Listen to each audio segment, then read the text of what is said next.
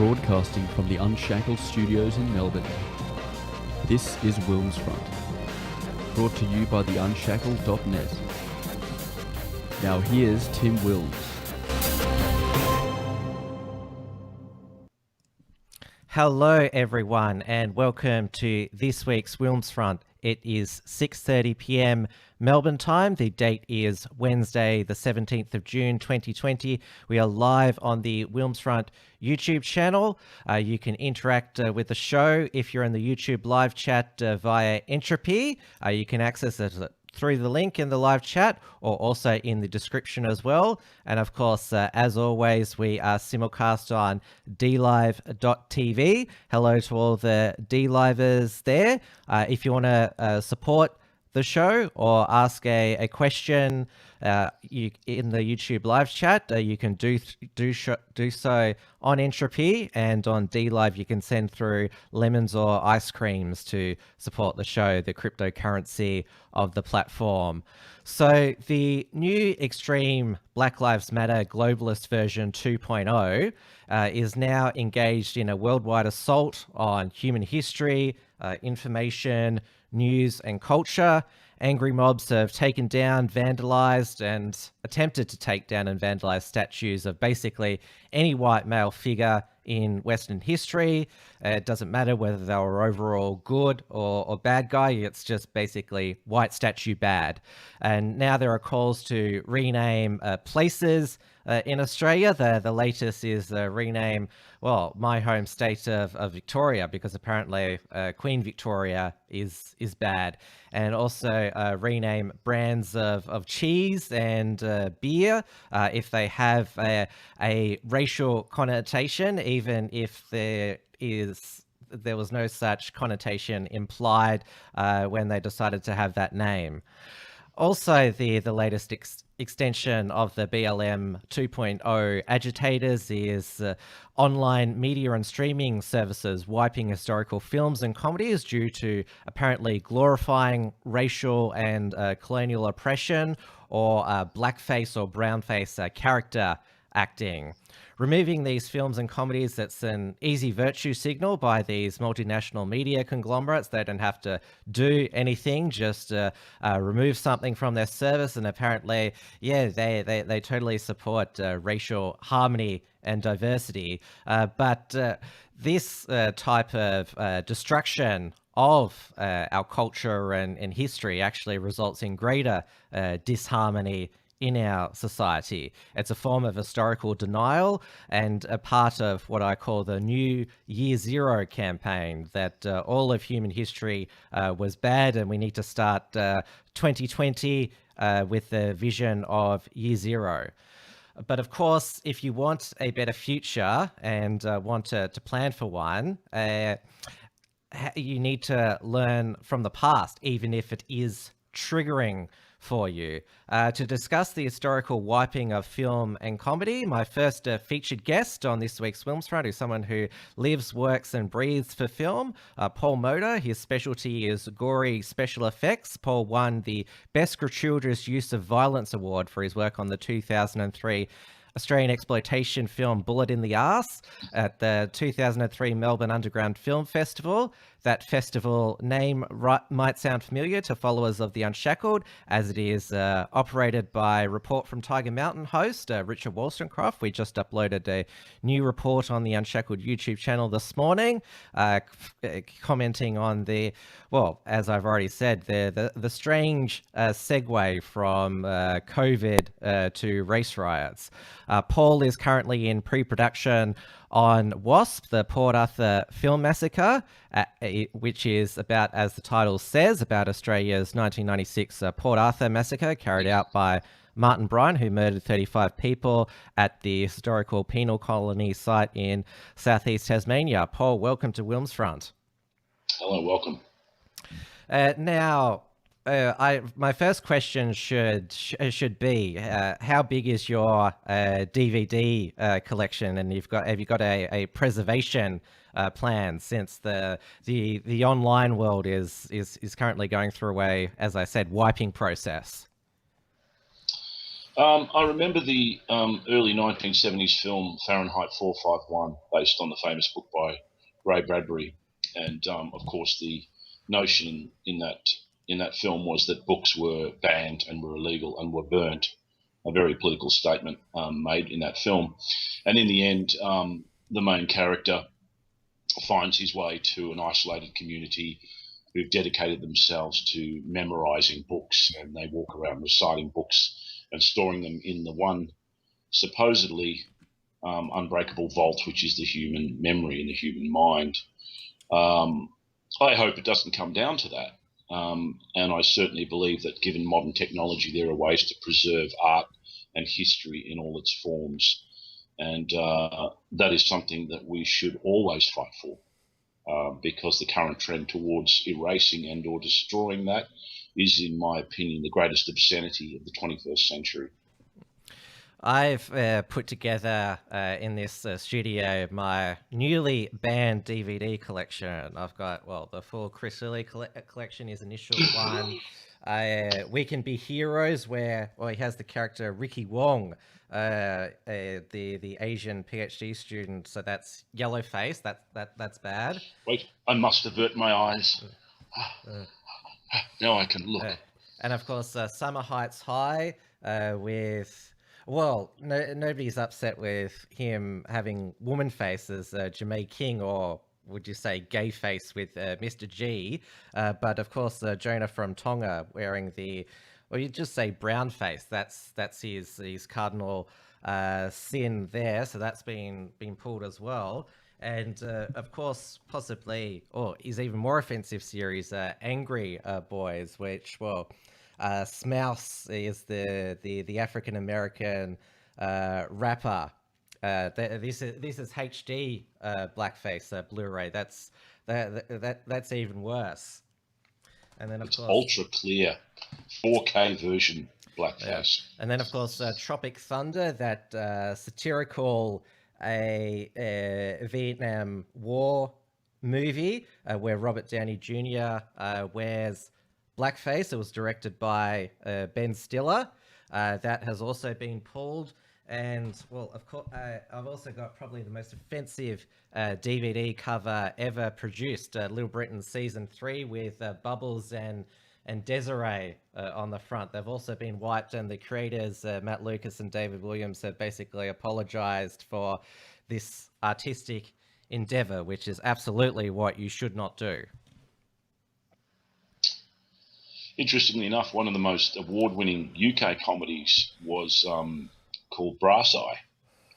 And I was over in England with a friend, and he showed me a few episodes. And in terms of just reaching that line and then crossing over to that line, Brass Eye certainly went there, and it just had some incredible sketches with pedophilia and the whole thing. Oh, yes. But it was an award-winning comedy. So I guess back in those days, it wasn't that long ago, a comedy that pushed the envelope was considered to be of virtue to culture, as opposed to something that should be removed from it.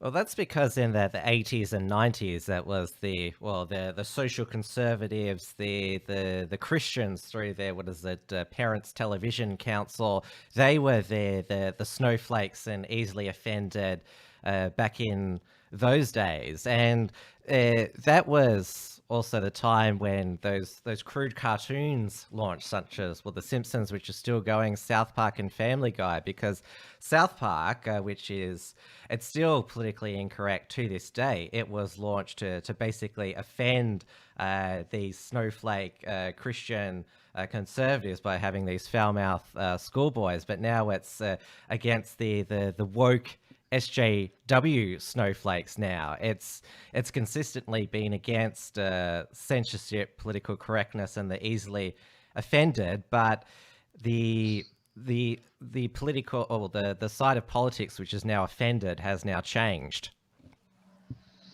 Look, I think one thing I want to do before we launch into this is talk about one of the notions at the moment, particularly for the last part of the 20th century and beginning of the 20th century, is this whole thing of labeling. Just the way we're talking at the moment, We have to have a label for everything. There's SJWs, there's leftists, there's politically incorrect, there's labels are just, there's a plethora of labels now, and it just seems like people are applying them willy-nilly to anything.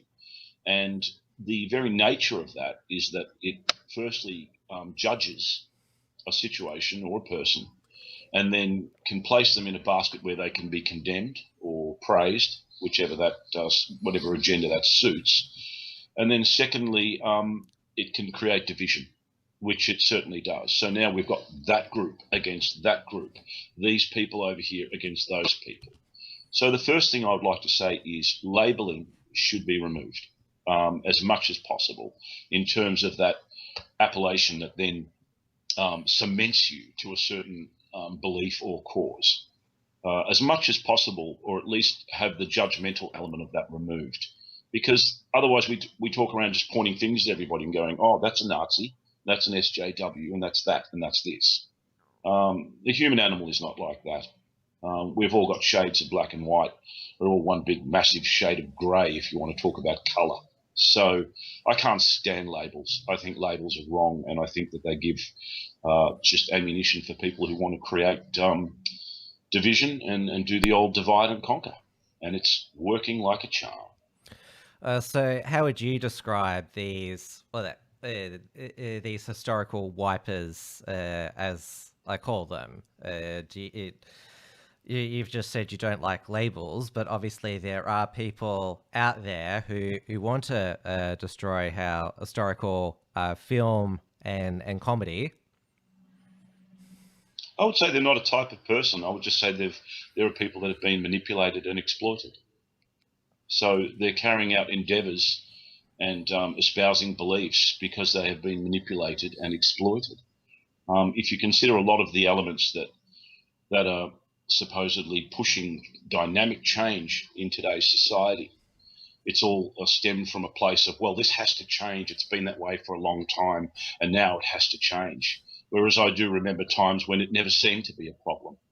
And that went right back to the time when, kids were running around being crazy little balls of energy. And everyone sort of went, oh, yeah, he's just a bit nuts and a bit crazy. Now, they've all got AHAD, anxiety disorder, this, that. So now they've got a condition. Whereas back then we were just fucked up little balls of energy. Yeah. So labelling basically has just relegated the people that are so-called progressives, who believe that they are the chosen people, for want of a better term, to just being people that have been manipulated and tricked into something that they may not necessarily have been believed in the first place. That's my belief. I have always, my core value is I'm a free speech absolutist, and I mentioned those labels that you didn't like. They've at the time there was during the 80s and 90s, as I mentioned, there were people against free speech wanting to enact censorship. They're a different, I'll use the term demographic, in the 2010s and now 2020s.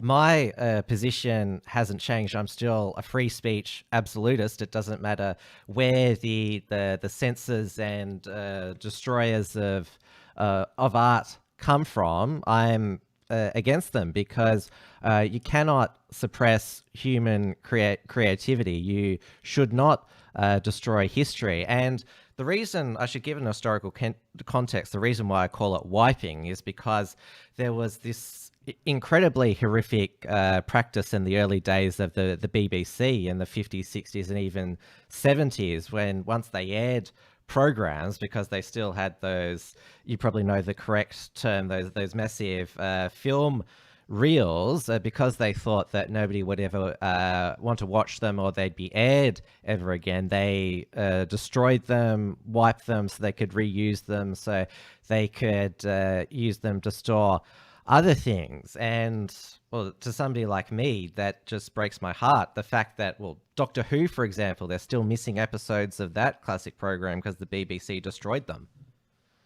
I think there's a distinct difference between that, where perhaps the cultural significance of programs that were created back then were not considered to be as highly regarded as other projects. And so they would say, "Oh, listen, for production reasons or reasons of economy, let's just reuse the tapes," and so on. There's a big difference between. I know there's a difference, but I'm just saying.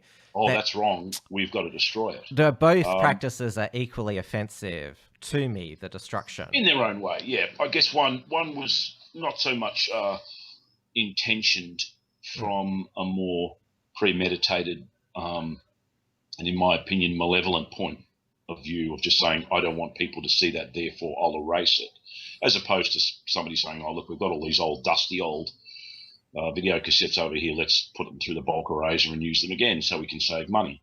I applaud, people like Martin Scorsese who've undertaken a lifetime second vocation to restore and retrieve lost films, lost TV programs and entertainment, and that is fantastic. So yeah, it's a tragedy that when I guess philosophically it's a tragedy when any art form is lost and lost irretrievably, and you can say the same for species of animals, all sorts of things. Nobody likes to lose things that are beautiful and important. Sometimes it happens, but it should be, as much as possible, we should try to prevent that, because the charter of the human race is chronicled by what's come before, and what we leave behind basically propels us into a future. And of course, anybody wanting to learn into the future, they say learn from the past, learn the lessons of history from the past. You can't very well do that if they're no longer there. Well, you talk about extinction of animals. We're still hold out hope that there's some Tasmanian tiger out in the Tasmanian wilderness. There's a reward to see if the species still exists. So I get what you mean in that regard. Yeah, I mean, look, it's a tragedy. I think also being very philosophical about things, once again, things die. Things are lost. Civilizations have been lost. Some things will never be reclaimed. One of the greatest tragedies of mankind was the destruction of the Great Library of Alexandria in ancient Greece, of which purportedly the remaining surviving 10% of what was in that library now from that created all the knowledge that we know today. So you sometimes wonder what was lost in the 90% that was destroyed. So it is a tragedy, but it's also, there's a fragility to life, and there is a transient aspect to life where things don't last forever.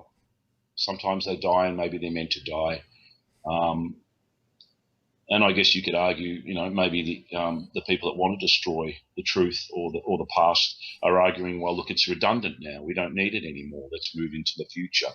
But then it's a question of who makes those decisions, who has the right to decide what should intentionally and arbitrarily be removed, wiped, or destroyed, particularly when it comes to art. Because I still think Little Britain and Chris Lilly are hilarious, and I'm the sort of person that is rewatching it and thinks it's even more hilarious now, because I'm told that in the case of Little Britain, even by the creators, I shouldn't enjoy it anymore. And of course, it's commonly known as the Streisand effect. If you're told not to, or you can't view something, and the Amazon and DVD sales of Little Britain and Gone with the Wind, though Gone with the Wind is back on HBO Max with a trigger warning. Fawlty Towers, the Germans episodes, that's also back after, John Cleese gave the BBC a serve for taking it down, as you'd expect, no less. I guess I can, from my own personal point of view, I can explain my thoughts on that whole issue. I've done a lot of comedy in my life, and I did, in fact, 11 years of trench warfare comedy at Witches and Britches Theatre Restaurant, which was all, in essence, lowbrow humour of a sexual innuendo base.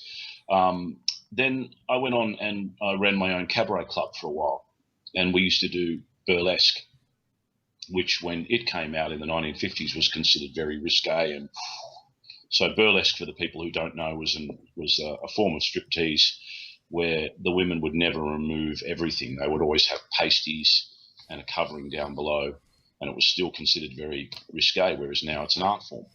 So we did burlesque, and there were some gay guys who did boylesque, and I started up brolesque, all bold and solid gold.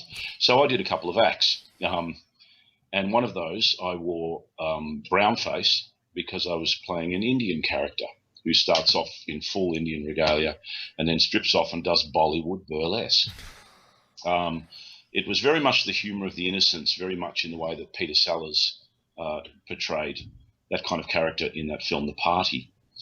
And one of the saddest things for me was because I was very good at making people laugh, and the majority of the room just were in tears laughing. And I could see some people sitting there wanting to laugh and just sort of looking around the room like, should I laugh at this? And I thought, bang, you've already been thought controlled. Right there. You want to laugh, but because of the restrictions that have been placed on you in our society, you're not going to laugh. That there is thought control. That's everything that George Orwell wrote about, and it's wrong. There was a bit of flurry of activity about me performing that character, and every now and then I put those pictures up there of me dressed in that character. And people were sort of, oh, you shouldn't be doing this, and cultural appropriation and rah, rah, rah, rah. And I just ended the arguments by saying nothing and no one will stop me doing whatever I want to do on stage, end of argument. And that applies to any art form. And I'll say it again, nothing and no one will stop me doing what I want to do when it comes to my art. And that is the approach we should take. Conversely, I used to do a sort of a Texas cowboy character to have, like to lift off here like that and wear a hat and strip off his clothes and have sheriff badges on his nipples. And that was okay. I wasn't culturally appropriating a Texan, an American character, because that character was presumably of the same skin color as mine. But Indian or blackface, Justin Trudeau, anyone, just in case you've forgotten, Yes. somehow creates waves and is a problem. It's garbage. And it needs to be relegated straight away to where it belongs, which is that judgment and that unlawful censorship of what should be free expression. Obviously, the negative connotation of blackface, well, it goes back to the minstrel shows in the United States in the late 19th century, which were deliberately designed to mock African Americans. But that is not the purpose of blackface overall. And in the context of Chris Lilly and the Little Britain performers, they're character actors and they play all the characters on their shows. And obviously they want to portray characters of other races and ethnicity. And obviously they're only one skin color, and so they obviously have to apply the makeup and put on an accent. I mentioned nobody complains about a woman face. I know that some of the radical feminists in the past have complained about it, calling it woman face, but the purpose of it is to portray a character for humorous purposes, and of course they play white characters as well. I mean, Little Britain, for example, Vicky Pollard, the no but yeah high schooler, that of course mocks, well, what you'd call sort of the lower class Brits, because what is it? She has 6 children to 7 different men. It's equal opportunity comedy. Well, I think in my career I've dressed up more than most drag queens as a woman. I could wear a set of size 13 high heels very well. Once you can see just the way you're describing the problems, how messy the whole situation is, how hypocritical. You can do this, but you're not allowed to do that. And then hang on, that's a bit of a grey area, and that person may not like that, but that one says it's okay. It's a mess. The whole point is the ability to be able to express, and the main focus of all of these shows, even if you want to go back to some of the earlier UK comedians like the Two Ronnies and Benny Hill, who's a classic example, their main focus was to make people laugh, to not to make people laugh at other people's expense, but to make people laugh.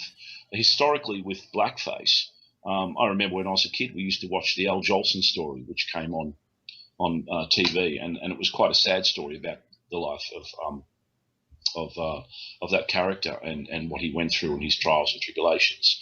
But once again, the historical context of that was that his performance piece, his art, was based on that character. It wasn't in any way designed to destroy the feelings of people towards people with darker skin. And I think what I'm getting at is what people need to realize is context. Every single thing needs to be placed within context. You can look at something that you watched when you were a kid, like the Goodies, back in the 70s, and kind of say, oh yeah, I remember we used to come home from school. I loved that. It was so funny. We used to laugh our heads off at all the crazy stuff. And then you look at it now when you're an adult, you say, look, it's not as funny anymore, but it has its place back in history back then. As times change, of course, cultures and tastes changed as well. But that doesn't mean that you suddenly need to erase everything that's come before you. It has to be placed in context. And that should apply to every single aspect or endeavor of human history, whether it's political, military, the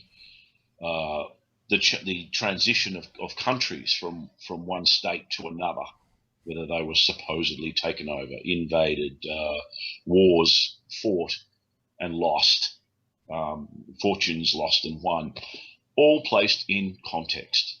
And generally the contexts are historical, or from the point of art, they can be art, just pure art, or they can be entertainment or comedy.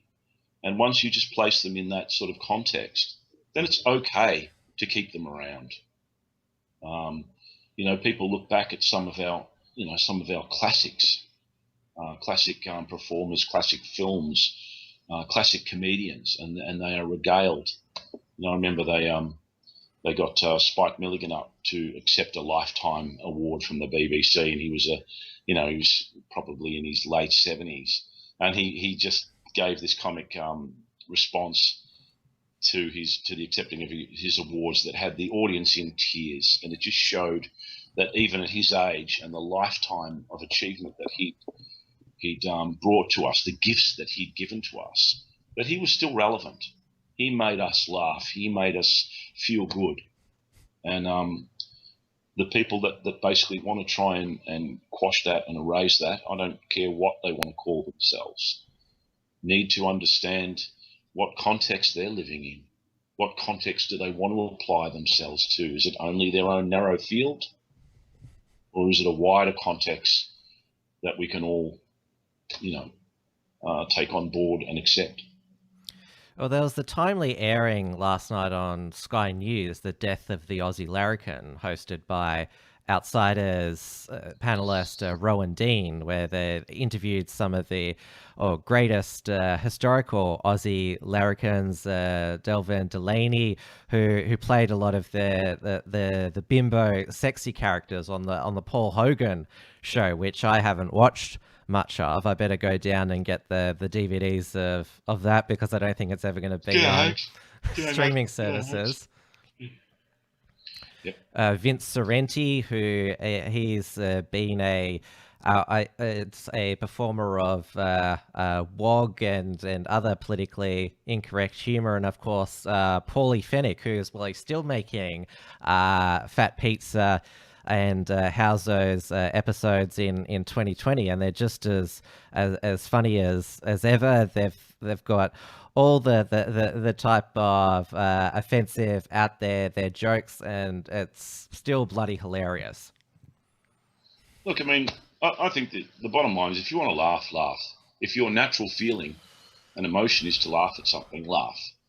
You can deal with the consequences of that later. So if there's a car crash and you're laughing at it, well, okay, people are going to be upset with you. But you cannot quell the human emotional response. That's not the way we're built. And people come from all different walks of life, all different experiences, and some people may laugh at things that others don't laugh at. Some people might find things tragic, whereas other people find them triumphant. The whole point is, what I'm noticing is that a lot of what's happening in this century is that whoever it is trying to relegate humanity to one big homogenous mass, almost like a drone species that has to conform on so many levels. And the whole notion of being supposedly human, which everyone, all the progressives say that we should be. We should be free to express ourselves. We should be tolerant. We should be this. We should be that. Well, that flies in the face of the whole notion that they're trying to kind of squash everyone into this very narrow little basket. And we're all individuals. And the whole point of being individuals is we're all different. And rather than say, you can be that kind of different, but you can't be this kind of different, is just placing restriction on that very freedom and that independence and that individuality that we all are. I don't want to get too Nietzsche with the whole notion, but it's just oppression.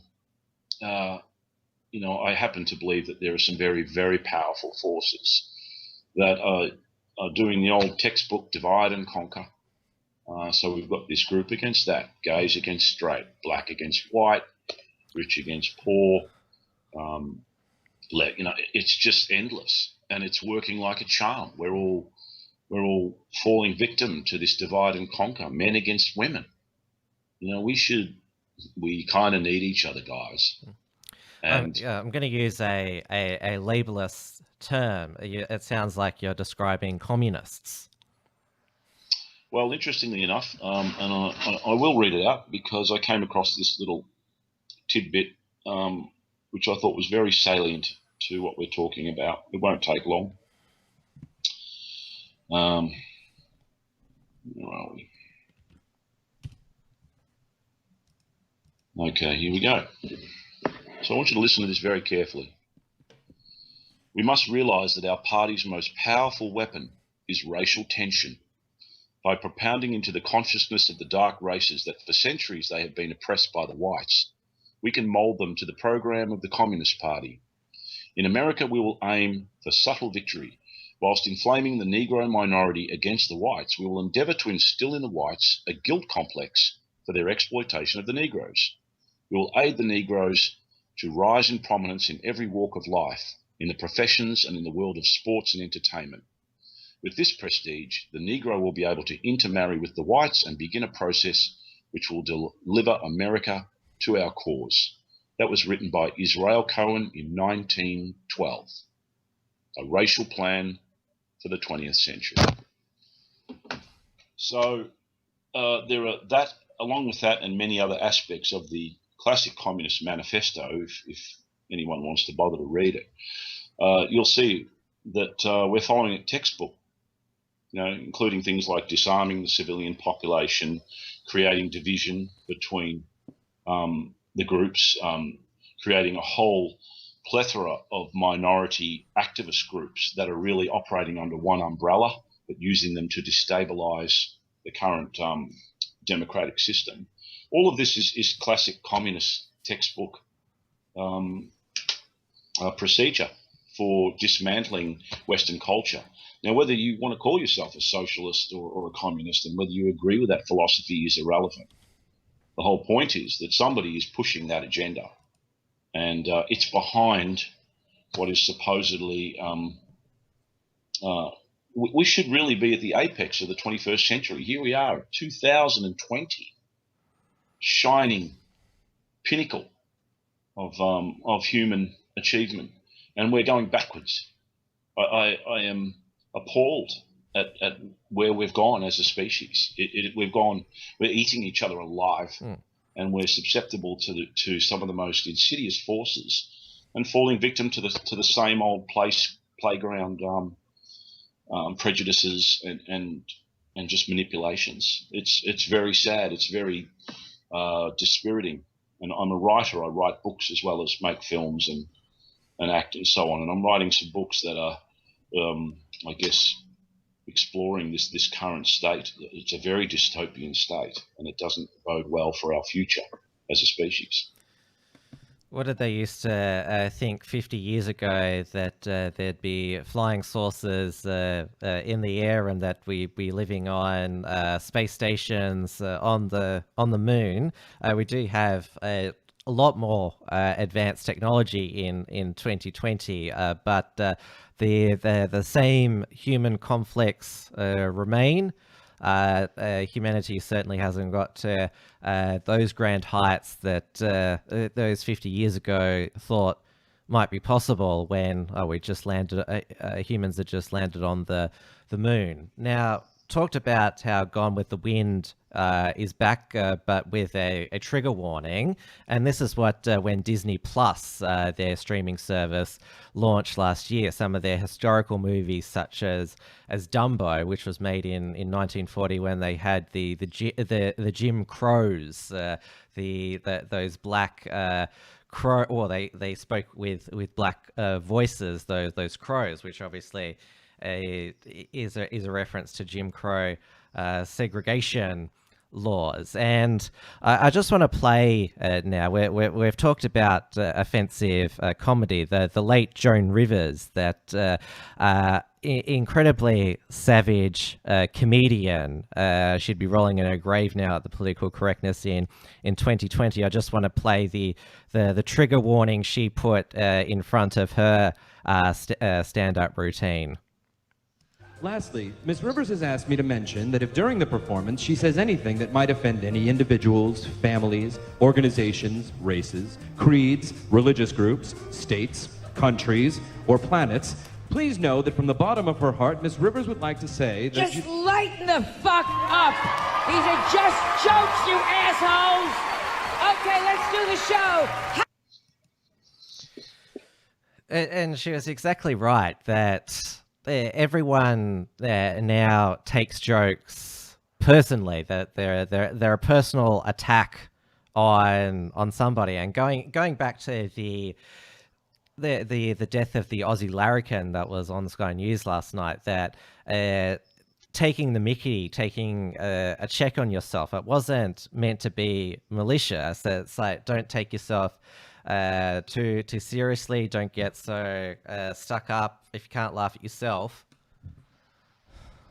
Well, to quote our our classic Australian larrikin character that's been sent up by a comedian, Chopper Reed, harden the fuck up. Look, I guess the thing is, I often find that when people are trying to reason with the assault on culture, they find themselves backpedaling and trying to rationalise. Now, look, it's okay, because the reason that joke is said this because of that. Don't even go there. The whole point is you need to. I believe I don't like bullies, and I see a lot of bullies, and bullies need to be stood up to. So you shouldn't even need to rationalise something as simple as saying, "Guys, get over it, have a laugh. It's all cool."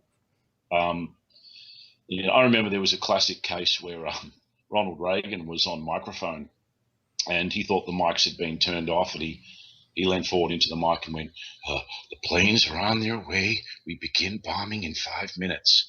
And Russia went on red alert, and there was outrage, and it's like, for God's sake, it's a joke.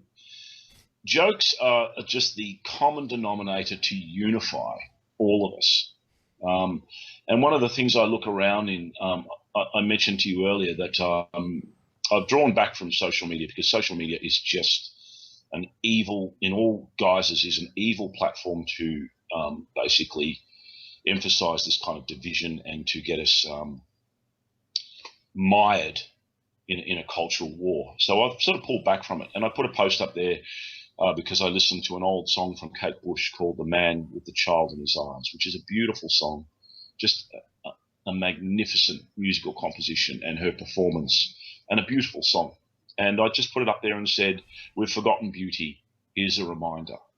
And we have forgotten beauty. I look around me and I see ugliness. I see ugly, just not people the way they look. I see the way they behave. Everyone is, or as good old Joker says, "Why so serious?" How did we get so serious? Why is it that you literally cannot do anything? And our youth, which should be brimming with the oyster, of life, the pearl in the oyster of life, brimming with enthusiasm, an outlook over the horizon, are walking around like grim death with faces pinched and tight, ready to rip you to pieces, with a cause behind every word and a vitriol behind every debate. Why are people so angry? I mean, I can understand that people feel misrepresented or disenfranchised or even treated badly. If you look at every single person's life, we all know that we've all gone through hell in our own ways. Everybody gets on the conveyor belt of crap that comes through life and then extracts their little gold nuggets where they can. But for some reason, it's become a political and cultural cause. So that's where all this basically get over it and harden up comes from, is that, when you see photos recently from the commemoration of like the D-Day landings at Normandy, and you see 17 and 18-year-old kids on boats about to go into war, and most of them just got blown into chunks of meat. And then you talk about, oh, we've got COVID virus. Oh my God, we're locked down. We can't do anything. And then you just go, you don't know what adversity is. I talked to my grandparents about going through the Great Depression and World War II. I talked to my partner's parents about how they were in Germany under the Dresden firebombing, and they just got cooked. And we just walk around like our lives are this grim destruction and injustice. You've never had it so good. And maybe that just sounds like some far-out old rhetoric from an old man, but it's not. I didn't live through those times. But like all of us, I've shared my pain. In my opinion, I'm just a lot tougher than what I see around me. You're right about social media. That has, as it's called, the social media pile on. If somebody makes a politically incorrect joke or statement, the mob goes after them. And going back to last night's show, they chronologue the final years of Bill Leake's life, where he was hounded for his cartoons, and when he died suddenly at the age of 62, the people on Twitter were celebrating. And I can't believe that these people on Twitter, their response to campaigns against political correctness is political correctness just means being polite to people. The people who say that, that's all political correctness is, are some of the nastiest people you will ever encounter. Of course, they preach love and peace, but if you don't agree with them, they will viciously go after you. That's the paradox of it. Well, of course. I mean, I guess Antifa, which seems to be the militant arm of the progressives, and I hate judging, but I guess I'm just going to put it out there. They seem to be following in the footsteps of jackboot politics of the Nazis, whereas they will decry anything as being Nazism. Yet they're dressed in black, hiding their faces, and with a flag that's red and black and white, a very striking kind of symbology. And then they're attacking people. And beating people and pepper spraying people and creating a lot of violence and unrest. And you go, take a closer look at the brown shirts and tell me what is really the difference. I don't also support the extreme right as well. Once again, the division is created and brought out the extremes in all of us. So the whole point is, if you want the kind of utopia, the world that you want to live in, where you feel that it's tolerant and accepting, then you've got to try and resist forcing a lifestyle choice on anyone, because then all you're doing is doing what you're basically being a hypocrite. You're doing what you're saying people shouldn't do. I mean, I've said this on a number of occasions, that I wish I could put my arms around the whole world and give it a nice big hug, but I can't. There's the way the world should be, and there's the way the world is. There is division. There is injustice. There is imbalance. There are evil people that could care less about freedom and freedom of expression and individuality, who would crush us crush all mankind under a boot for a profit. That's the reality of the human species. It's a flawed species, but there is much virtue to us as well. If I can give any advice, and I hate giving advice, is everybody needs to stop, take a breath, and stop fighting each other, and basically just say, build. You can't change the entire world, but you can build your own little world around you, and just try and live by those values, and try and accept everybody else as best you can. I know that sounds perhaps contrite, but it's just I don't see where all this division is going to end. We can see what's happening in the United States, which is may have started off as a legitimate protest, but has now been exploited to lead to the imposition of a socialist coup and a destruction of American ideals and culture.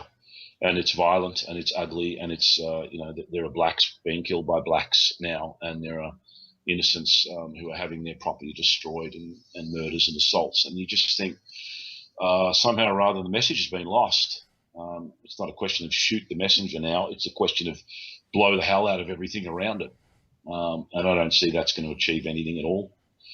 I don't want to paint a grim picture. I just think that we're not evolving. We're going backwards. This species needs to evolve, and we need to just really find something within ourselves that brings us back to the fundamental nature of who we are as people.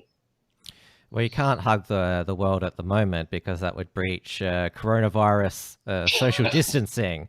So there's that restriction as well. The reason why comedy is so important is because it is probably the most important bastion of free speech, and the next generation of comedians that we have here in Australia, Generation Wine, they should be called. What is it? There's Hannah Gatsby, who won an Emmy for her Nanette special, which I didn't really think was that funny. There's that Demi Lardner on ABC Comedy with her Dad's Google History monologue. But we've seen this week Josh Thomas, who created that TV show Please Like Me.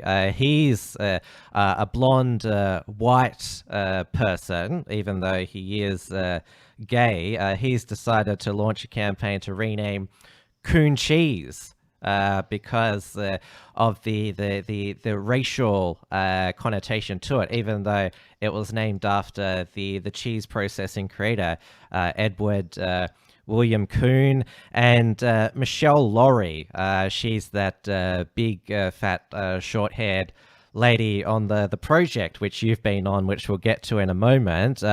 She has claimed that she didn't write this social media post on Facebook. She was hacked when she defended blackface in Australia. Blackface in American culture has a different context that reaches far further back than it does in Australia, frankly, and this will be unpopular. It is true. Blackface has no cultural relevance in Australia. The minstrel history of blackface is largely unknown in Australia. There are gollywog dolls for sale in Australia. I've got a gollywog doll. I'm not ashamed to admit that. It was knitted for me when I was born by my late great aunt. I treasure that because it reminds me of her. Nobody can take that away from me.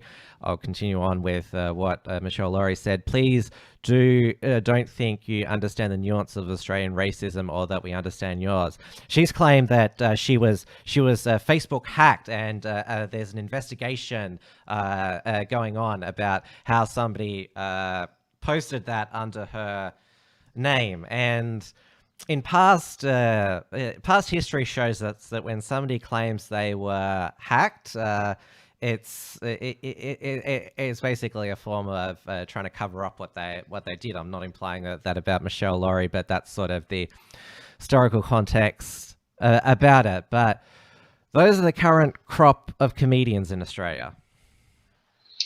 Look, I guess once again, I don't want to judge, and I certainly don't want to call them the left-wing social justice warrior comedians. The whole point is, if you laugh, great. You laugh. I've always, as an artist, I've always felt that art and politics are uneasy bedfellows. That doesn't mean, or bed people, if you want to use the correct nomenclature of the time. It's if you can do it, and sometimes there's a reason to be a little more political or provide a different form of comedic expression that isn't self-deprecating or comedy of the visual innocence like Mr. Bean. So there are different streams of comedy. The whole point is, by all means, there is, I guess, if you want to call it politically correct comedians, absolutely. I've seen them. I go to the Comics Lounge quite a bit in North Melbourne, and they have all different varieties of comedians on. And the whole point is, I laugh at what I laugh at, and I don't laugh at what I don't find funny. But everyone should have the opportunity to do that. If the current culture of youth primarily is going down a path where they're finding that more acceptable, and that's part of their culture, that's a decision that everyone can make. I don't really have a problem with that, as long as I laugh. I just find there's a lot of stuff now that makes me go, I just don't want to laugh. I want to burst out laughing, be in stitches. That's what good comedy is. And then when I think about that joke from the show last night, just burst out into random laughter. That's memorable humor that I can just think and like, yeah, that was hilarious. I'm still laughing at it now. Well, what do they say? Time plus tragedy equals comedy. And I remember when I was at Witches and Britches, and it was probably about maybe 5 weeks after 9/11, and I came out and did a dance sketch dressed as Osama bin Laden doing Eminem. And the first time I went out on stage, it was like, you could feel the audience like, and it was almost like, too soon? And then literally probably about a month later, people were in stitches. So once again, it's context. Once you accept something as being funny within yourself, you can't help it. You just start to laugh. I mean, look, I personally like to think that, as far as I'm concerned, if you laugh. Don't let anyone stop you from laughing, crying, or even, I guess, expressing yourself and being angry if you have to. But what we've all got to try and do is at least be aware that other people may not feel the same way. What we shouldn't do is just try and squash that. That ain't going to work. I mean, if I see something funny, I'm going to laugh at it. If something makes me angry, I guess I'll get angry. I guess that makes me human. If you don't, the old saying, if you don't like something that you see on TV, just change the channel. Well, I guess it is appropriate to a certain extent. I mean, we were talking about trigger warnings. Trigger warnings to me are I think they're a little superfluous, but really. As far as I'm concerned, if you turn something on, you don't like it, or you come across something you don't like it, walk away or turn it off. But you shouldn't need a trigger warning. Trigger warnings can be applied to any traumatic event that you experience in your life. You're driving on the road and you have a horrendous car accident, as I've had on about 3 occasions. I didn't need a trigger warning to say, "Oh my God, that was horrible." I just dealt with it. So life is one big trigger warning, guys. So all I can say is you don't need a trigger warning. You just need to be able to deal with whatever it is that has upset you or distressed you. You're your own power. And one thing that I miss, which I must admit I find in people of my generation, is the steel. People have no steel in them anymore. No resilience. No strength, no inner strength. I've been in a lot of situations where I've just sat back and observed young people in large groups, and even people that I've met, And it seems like a bit of a generalization, but they're like frightened little flowers. It's very sad. They almost can't look you in the eye. I mean, I'm very steadfast, very forthright about the way I communicate, and I talk to them. I'm doing this. I'm writing this book, and I'm making these films, and I've got this passion and energy, and they're looking at me like they don't even want to look at me, like I'm frightening, and I've almost got to try and stop from overpowering them with my energy and my passion. And I don't know what we did, but we took our youth and we crushed it into a grey, wilted stem. NPCs is the popular term, non-player characters. Yeah, because I've seen those little characters. Look, guilty as charged. The previous generations, we've not given a vision for our youth. We have given them a nihilistic sense of life, where they've got too much knowledge, too much technology, no hope, and they just kind of are lost, and they feel overburdened by some of the heinous stresses of the modern life. And we haven't given them some kind of bold future. I remember when I left school and I went and did university, and I took my snap, my graduation photo, and there I was looking out, over the horizon. Life for me had hope, had anticipation and energy and dreams of what I was able to achieve. I don't see a lot of that now. I see a lot of youth just either angry, lost, and they don't have the strength to be able to stand up and be who they are without attaching some cause to it. And maybe I'm wrong in that regards, but I just don't see that. And that's what saddens me the most. I've got children, and they're entering their teens, and the kind of world that that we're handballing over to them. It's now up to them to take this civilized. Oh, lost you for a moment there.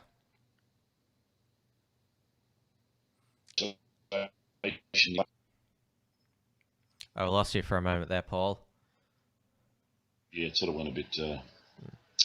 Maybe one of the Google powers that be is kind of poking their head in and going, not sure I like where this one's going. Quick, hit protocol 63. Well, you gotta laugh at it all, man. You gotta laugh. I do laugh a lot, because otherwise you cry. I certainly know pain, and I've been an artist my entire life. I've done a lot, and I feel like I'm just starting out. I'm 54 and I've got a long way to go. I've got movies, books, films, creative expression, acting, comedy, songs I'm doing. That's my salvation. It's my panacea. It's my battleground. So that's where I'll be a warrior. But just don't get in the way of that. Don't get in the way of my art. Art for me is tantamount. You do whatever you want to do. You want to go up and blow up some building, well, by all means, go and do that. No, don't do that. Do not come to my front door with that, or you will go out feet first. I'm a very capable man as well. I'm a very dangerous man, actually. It's starting to get quite dark and nihilistic now. Well, I won't say much about it. All I'll say is, when the world is at peace, a gentleman keeps his sword by his side. Sun Tzu, The Art of War. Well, humanity has always bounced back from dark times. There are always these dips. Now, I've been talking about these streaming services, which have been wiping a lot of their content, politically incorrect content, this past week. They had been gaining a lot of traffic with the coronavirus lockdown and stay-at-home orders, because what else can you do at your home? And there's almost all of the world's films at your fingertips for $15 a month.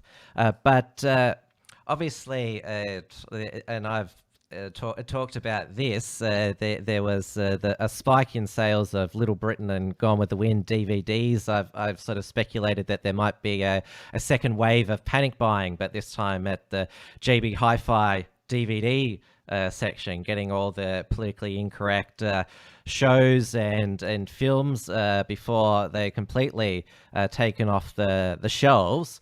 I sort of see that because it seemed unstoppable, the move to streaming. People were not buying or ditching their DVD collections, but now I'm not so sure. I don't think they'll be able to stop it for the same reason that when the video was released by the Christchurch shooter and streamed online, and the internet forces went into overdrive to strip and remove every single aspect of that. But as you know, there are people that are very quick and very clever enough to grab that stuff, place it into another forum where it can be retrieved at a later date. And the same goes with movies. I mean, movies exist once they're in the cloud or in cyberspace, then they're there forever. So they can pull them all off the shelves by all means, and they can restrict sales of through public forums like JB Hi-Fi. But ultimately, the truth will out, and ultimately, art will out. And I think it's good if people are going to go, you know what, I don't want Little Britain to disappear, so I'm going to, whatever happens, I'll keep my copy, and then down the track, I'll just post it online in whatever new online forum there will be. Fantastic. Let's go back to Ray Bradbury's Fahrenheit 451, which I recommend everyone go and read before you start pulling down statues and renaming things, because the philosophy is quite evident in that film. It's there's a place, and you should not destroy it, and it will never be destroyed, because people will always, especially with technology, will be able to resurrect it, and it's a path to a black future once we do that. So yeah, I guess there are people that are going to preserve history. With the statues, by all means, I think we need to guard them. I think they need to be protected. If somebody pulls one down and destroys it, build it again. There are people in history that we just sort of abhor, and we say, oh God, But do we really want to forget the good guys and the bad guys? Or do we want to use history to remind us? If you want to take the poster boy of the 20th century of evil, Adolf Hitler, should we just remove all trace of him so that we forget? Well, they want to remove Churchill now as well. There was some Instagram influencer who went on, was it Good Morning Britain, and said World War II is too triggering for people to learn about. So let's not teach any of it. I guess that Instagram influencer wants the next generation to deny all of World War II, including the Holocaust. Well, when you think about those historical characters of that era, particularly World War II, there's a lot of America bashing going on, and sort of crying out against the obvious patriotism and nationalism of the American nation. They kind of forget that it delivered us from World War II, from our enemies, on two fronts. So there was a lot of historical relevance to the fact that had not been for the Americans, well, we might have been under a different rule. So it's a case of how quickly people forget. Winston Churchill was a great leader. There was a lot. Look, there's skullduggery behind all of those great leaders and nations. We all know we should be canny enough to know that there's a lot of backroom deals going on between so-called adversaries and adversaries and allies and enemies. That's once again part and parcel with human nature. But you can learn great things from great people, and even great bad people. So I don't know what the achievement would be to say, let's pull down a statue of Winston Churchill. You go, okay, so what have you achieved exactly? Nothing, really. His legacy is embedded in the human historical chronicles, and so it should be, as should a lot of people. I guess if you also apply that to the current trend, you can say, all right, let's say, for instance, that the movement whereby Antifa has taken over Seattle and created the autonomous zone. And they may create a leader that will rise from that, and he might do something, or he or she, and there might be this historical document. So I guess in the future, should we not pull that down if we don't like it too? So that's forgotten in history? Is it only the relevance and importance of history, what you want to create, what you deem to be viable and relevant?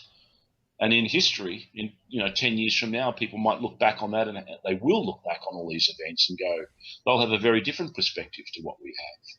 In the same way that we look back at 9/11 now, and we all have a very different perspective on 9/11 than we did at the time. So in context, you cannot choose who are to be our figureheads of history. They are chosen for you. They do what they do, and they create history. You shouldn't cheapen their legacy by attacking a symbol of theirs because you don't like it. We'll finish off now by talking about your latest film project, which I mentioned in the introduction, WASP, the Port Arthur massacre. And obviously it's hard anywhere in the world to finance films, but it's much better if you get a government grant from Screen Australia or the ABC. Are you confident that you can get one to make this movie? I don't really believe in government grants. We can talk about the Australian film industry or the failings of the Australian film industry ad infinitum. I think one of the salient problems we have is that we are, in essence, a government grant-funded industry for the majority. So to give you some idea, in 2018 to 19, Screen Australia invested nearly $1.2 billion in drama production. So something like 33% of that were feature-length films, and that was a 53% rise on investment from the previous years. But I guess you could sort of argue and say, well, that's pretty substantial. Where is our industry? And I'm talking pre-COVID. And where is the return? Where is the financial monetary return from this investment? And there will look, we don't really have to go into detail, but the bottom line is that generally speaking, for a number of reasons, a lot of Australian films that are supported by the government sector, they don't make money. They don't do what films generally do, which is, or should do, which is to reach a global market and return enough financial remuneration so that the filmmakers can then go on and make another film independently of the government. We shouldn't really be a teat-fed industry. We should be self-supporting. I like to say that it's show business, not show. So the whole point is you need to be able to make a film that's going to be able to sell. And to give you one example of that, I like to use when that little movie Saw, the horror film Saw by James Wan and Lee Winnell, they shopped it around Australia and they still went, oh, no, it's a little horror film, go away. And they eventually took it to the States and made it there for a low budget, about $1 million, had Danny Glover for 4 days, so and so. That film made more money in its opening weekend than the last 10 years of Australian films. So you look at that and you go, are we not getting something right in the mix here from the governments? So by all means, we should explore our culture. I personally think that there is a current obsession with Indigenous culture and gender issues. I don't have a problem with the fact that we need to explore that as part of art and culture, but it's a question of balance. And also, if you're going to be creating an industry where you need to employ people, bring money back to the equation, put us on the map internationally as a cinematic entity unto our own right, then you have a responsibility to also continue a fiscal return to enable that to grow, expand, and to give voice to more and more filmmakers, more and more stories, and different streams of entertainment. And we just don't do that. And I think that's one of the biggest problems is, we're basically hobbling ourselves by our adherence to cultural doctrines. Well, we mentioned the Paul Hogan show before. Crocodile Dundee, one of his movie, one of the most iconic Australian movies, international of all time. Same with Mad Max as well. You can't think of many Australian movies in the past, or in the 21st century, that have really made it big. And as is the case with a lot of government-supported industries, government just makes it worse. Look, I think look, the proof is in the pudding. You can make an independent film. You can make a multi-million-dollar film, as they did with Danger Close, which had all the ingredients purportedly to return a profit. Unfortunately, it didn't. It flopped very, very badly. I think ultimately a film will stand or fall on its own merits, and it will find an audience if it's good enough to do that, or a TV show. My own personal belief is that we're about 20 years behind the sophistication of the writing in other nations like the UK and the US. I don't like to judge, but I saw there was an ad for Halifax, FD or whatever it is, rebooted, and I just thought, really, again, like, are we still sort of in that era of producing television that hasn't gone to the likes of Mad Men or Breaking Bad or any number of shows that are so popular on the streaming platforms that they make millions and they lead on to careers and other productions. We're sort of churning out the same old tired stuff and sort of going, have a look at our wonderful Australian outback and our quirky little backyard Australian characters, and that'll do it. It won't do it. Your market is always a global market, and it's got to appeal on that level. On a simplistic level, genre films generally do a lot better because people, they go to the movies to escape from reality. They want larger than life. They want excitement, horror, fear, action, anger, laughter.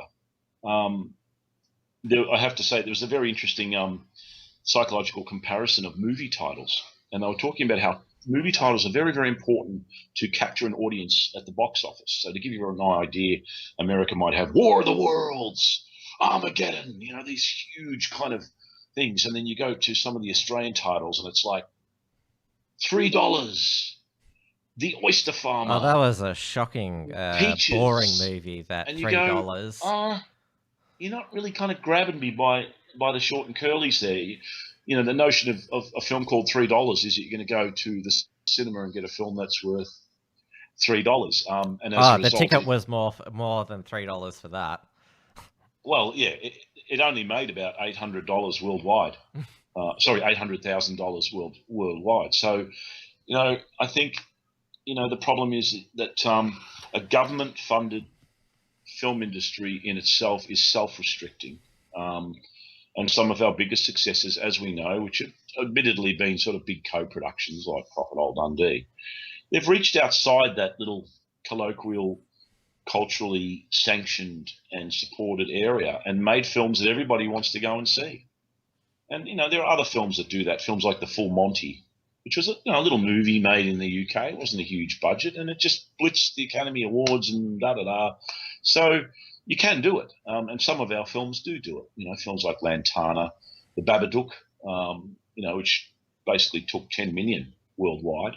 That was an Australian horror film. I believe it was American accents. Lantana wasn't too bad for a Australian art house movie.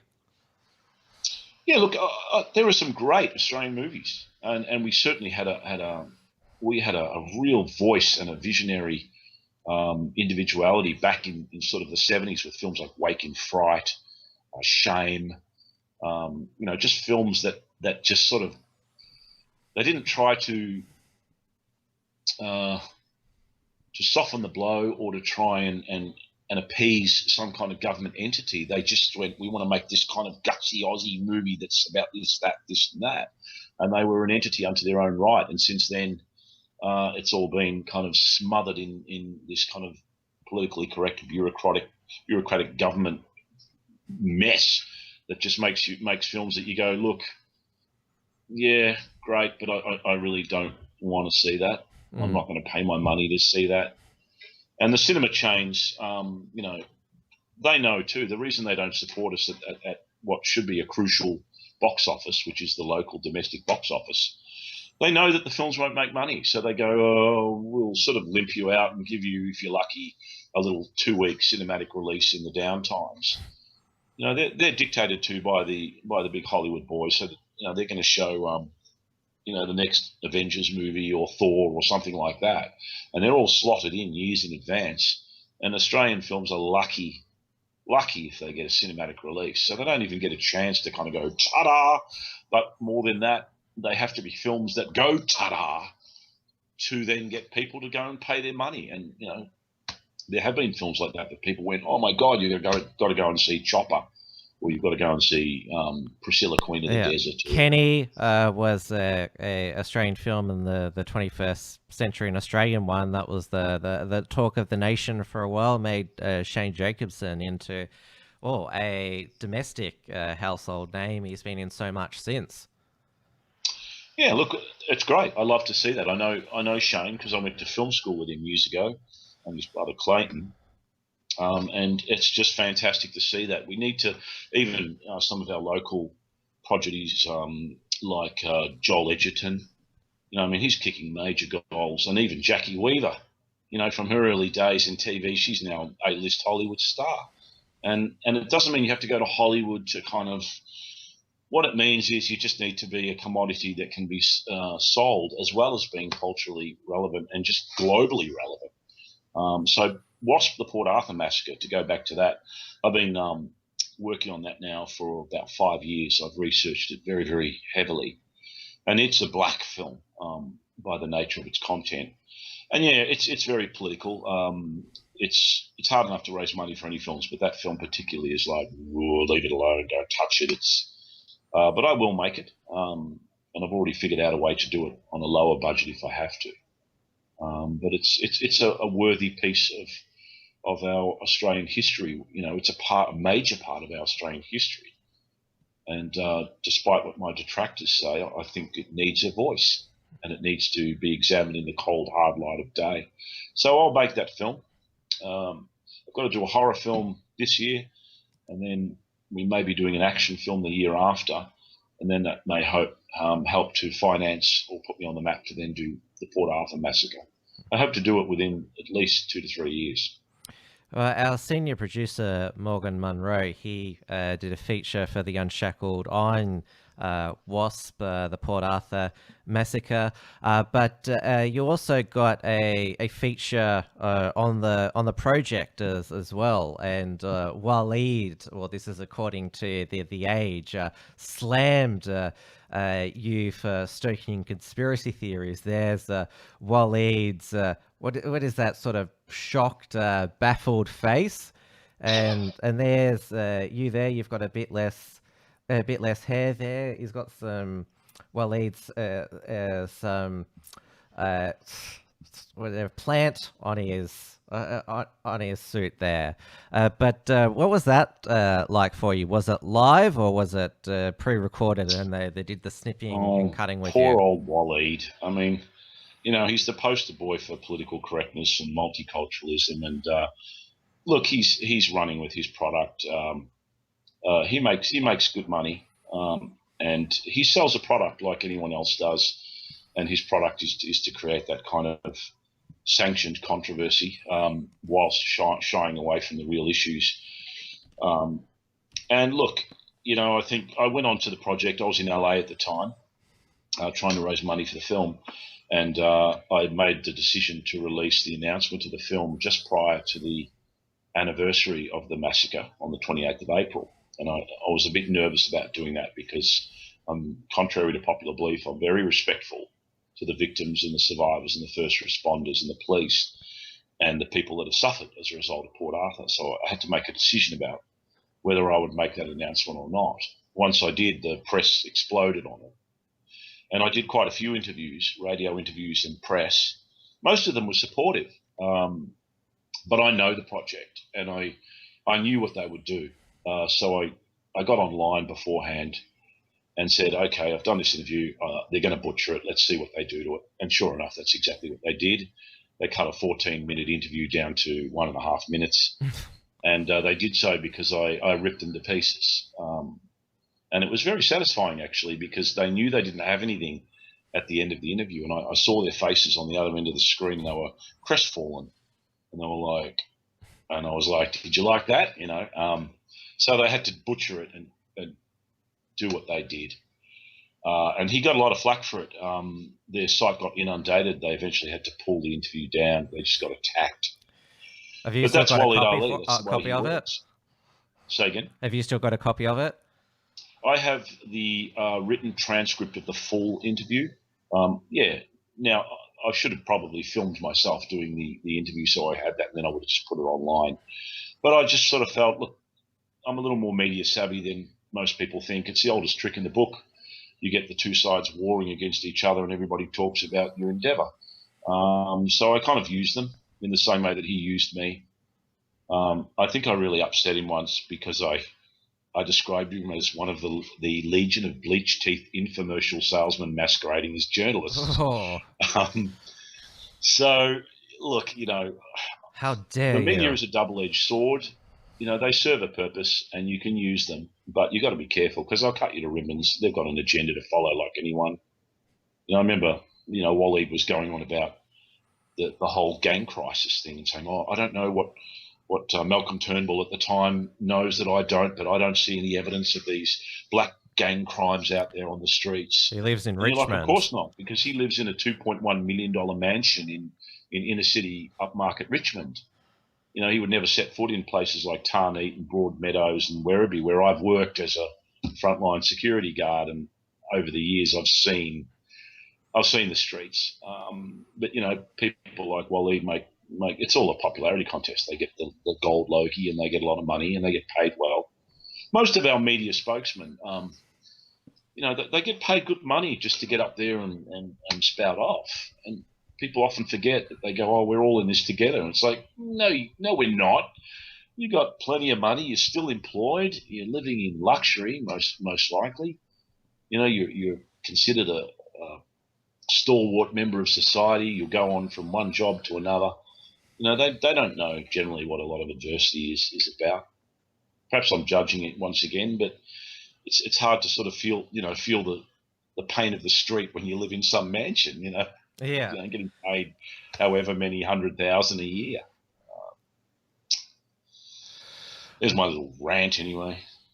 Oh, it's been great to finally meet and chat with you, Paul. Good luck with all of your future film projects. I'm starting to see that there's a lot of dissident Australian filmmakers through Morgan introducing me to Richard, and then introducing me to you. I noticed that Richard was in the chat earlier. That there's that's why he calls his festival Melbourne Underground Film Festival. There's a whole lot of based filmmakers that if they only had a bit more backing, Australian film industry could be much more special than it currently is. Well, I guess, yeah, we'll keep trying. All I can say is just do whatever you want to do, and don't wait around to be funded, and don't wait around to be accepted as being something that you can culturally be supported by. The whole notion of cinema, as with any art, is to stir the pot, is to create a revolution, is to point fingers at things and just say, no, I want to do something different. Otherwise, what's the point? We're just regurgitating, just mundane mediocrity. So I'll certainly be fighting the good fight on my battlefield, and there'll be plenty more stuff coming out from my end. And I just want everyone to just lay down your guns and get along with each other, and just concentrate on more meaningful endeavours. We've lost the nobility. It's time to reclaim that, and that means putting the focus and energy on more noble pursuits. Better yourself and education, art, and beauty, as opposed to going and destroying something and saying, yeah, that works. No, it don't. Well, take care. We've had quite a long chat, so we'll leave it at there. And yeah, I'm sure we'll definitely cross paths, chat either on or off air in the future. Thanks, Tim. Thanks to the Unshackled too. Thank you. All right, that's the end of the first featured interview for tonight. Second featured interview and guest is Unshackled Contributor, and as I call him, our Antifa hitman, Lucas Rosas. It's pre-recorded, recorded at lunchtime today, so you won't be able to ask him any questions if you wish, but I'll be in the live chat there. I noticed that David Clarkson is in the live chat here. I've already put in the chat that I'd be interested in interviewing David Clarkson in the future. He does get a shout out in my discussion with Lucas, basically because he is the right's response to Slack Bastard. Now, obviously, with the left, they were in love with the lockdown for quite a while, but with the Black Lives Matter 2.0, it has been imported by the Marxists and anarchists into Australia, but it's the same old groups behind it: Socialist Alternative, Solidarity, Socialist Alternative Front groups such as Campaign Against Racism and Fascism, and of course the Warriors of the Aboriginal Resistance. So I'll play this interview with Lucas now. It goes for around 50 minutes. And of course, please check out his exposés on the unshackled.net on this new BLM 2.0. This is WilmsFront, brought to you by the Unshackled.net. Lucas, welcome back to WilmsFront. Glad to be here again, Tim. It's been a long time no chat, and you've only just started your magic Antifa hit work on the Unshackled again. That's because, well, for the last 3 or 4 months, the Marxist Antifa and far-left movement, they'd been lockdown lovies, apart from a few refugee protesters in Melbourne's inner north. Yes, in Preston, there was a couple of months ago, they held a protest, and amazingly enough, the police arrested them for breaking lockdown laws, which seems almost quaint in retrospect. Yeah, they got, I think, 26 people got issued fines. I don't think that the Marxists have paid them. My personal advice is I wouldn't encourage anyone, left or right, to pay the 1,652 penalty infringement notice when we don't know, because the courts are clogged at the moment, whether the fines are actually lawful.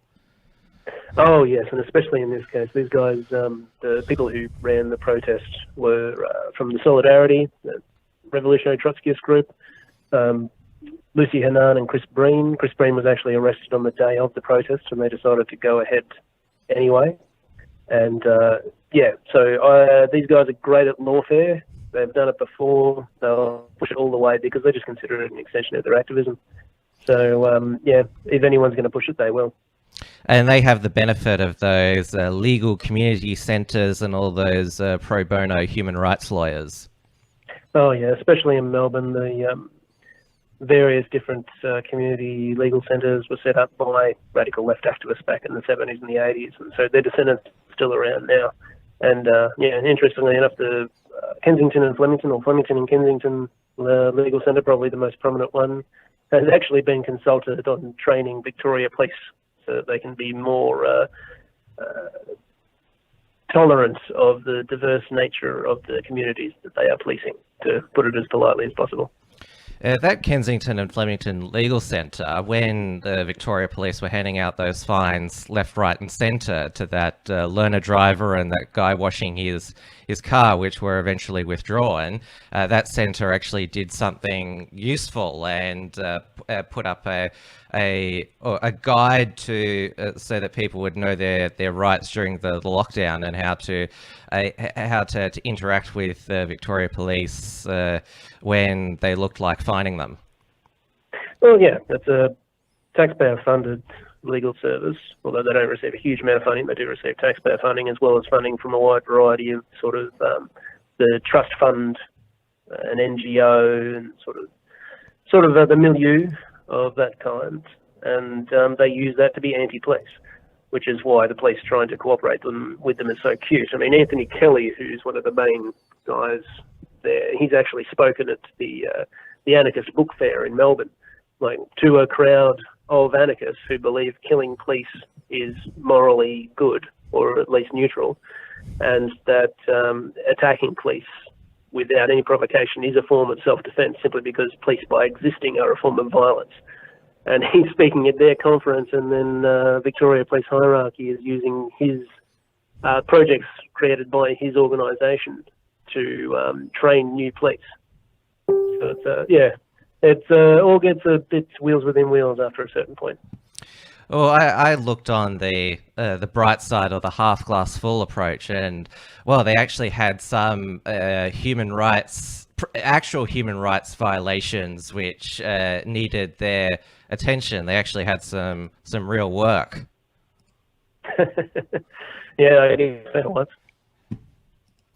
Now, Solidarity, you alerted me to their existence because I think myself and maybe PC Leaks Pete, I don't want to throw him under the bus, but we attributed the China travel ban protest back in, I think it was February, to the socialist alternative, but it was actually Solidarity. They learned to love the lockdown pretty quickly, the Melbourne Marxists, but they were really upset with it for a while, since it shut off travel from the glorious People's Republic of China.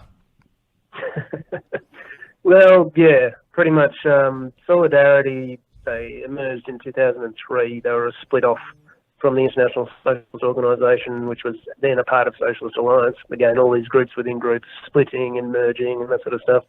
They merged with a splinter group which had itself from Socialist Alternative, and another splinter group, and formed Solidarity in 2008. Pretty much, like with a lot of these things, it's based around personalities. And in this case, it's around the personality of Ian Rintoul, the guy who founded the Refugee Action Coalition and was behind the founding of its counterpart in Melbourne, the Refugee Action Collective, which is the official name of the people who are holding those protests, even though it really is it is a front group for Solidarity.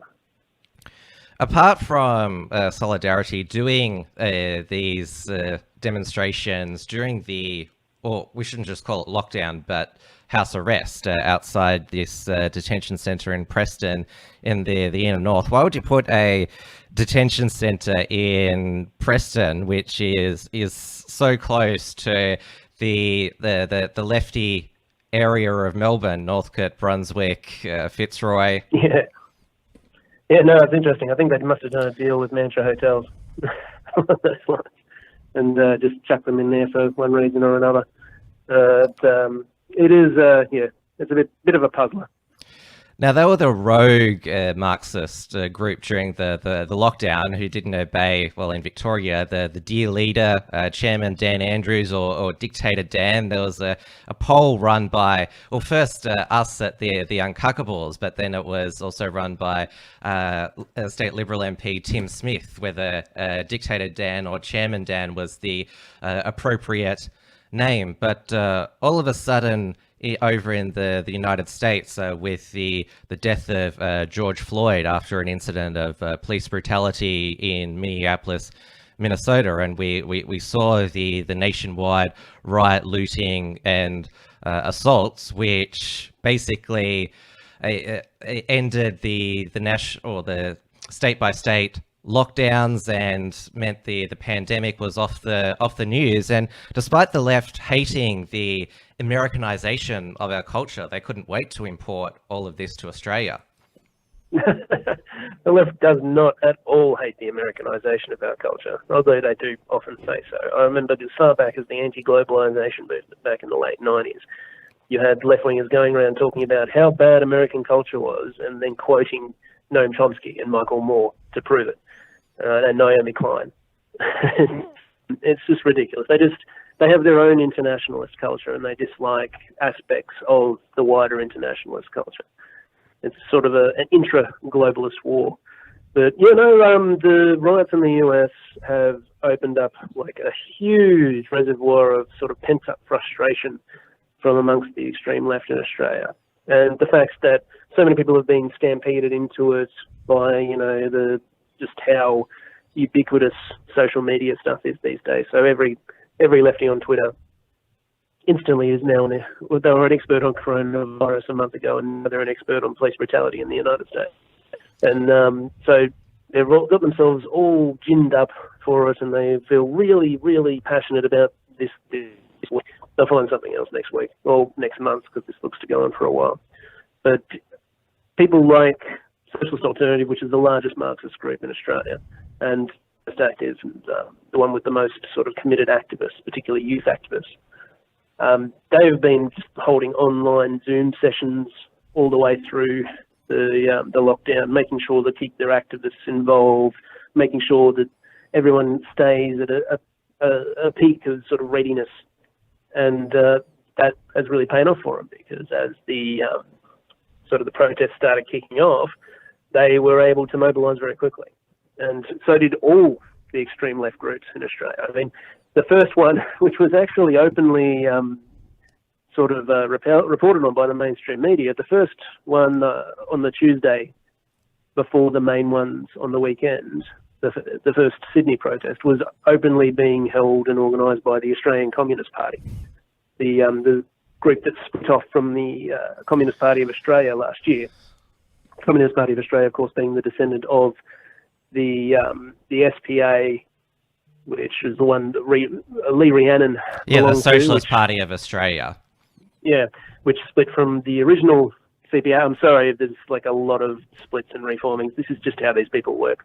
They can't get along with each other. They hate each other. Then they get back together. Then the old things split up again. But what is important to think is that the Australian Communist Party, the group that organised the first protest, that was the Tuesday, which I'll make sure I get the exact date right. That was Tuesday, June the 2nd. Yeah, and they are now openly Stalinist party.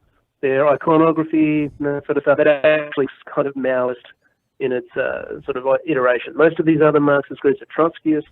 They try and distance themselves from the Soviet Union. They call it a deformed worker state or a degenerated worker state, some form of theory, or state capitalist in the case of Socialist Alternative and Solidarity. And these guys are just openly, we love all that stuff. It's great.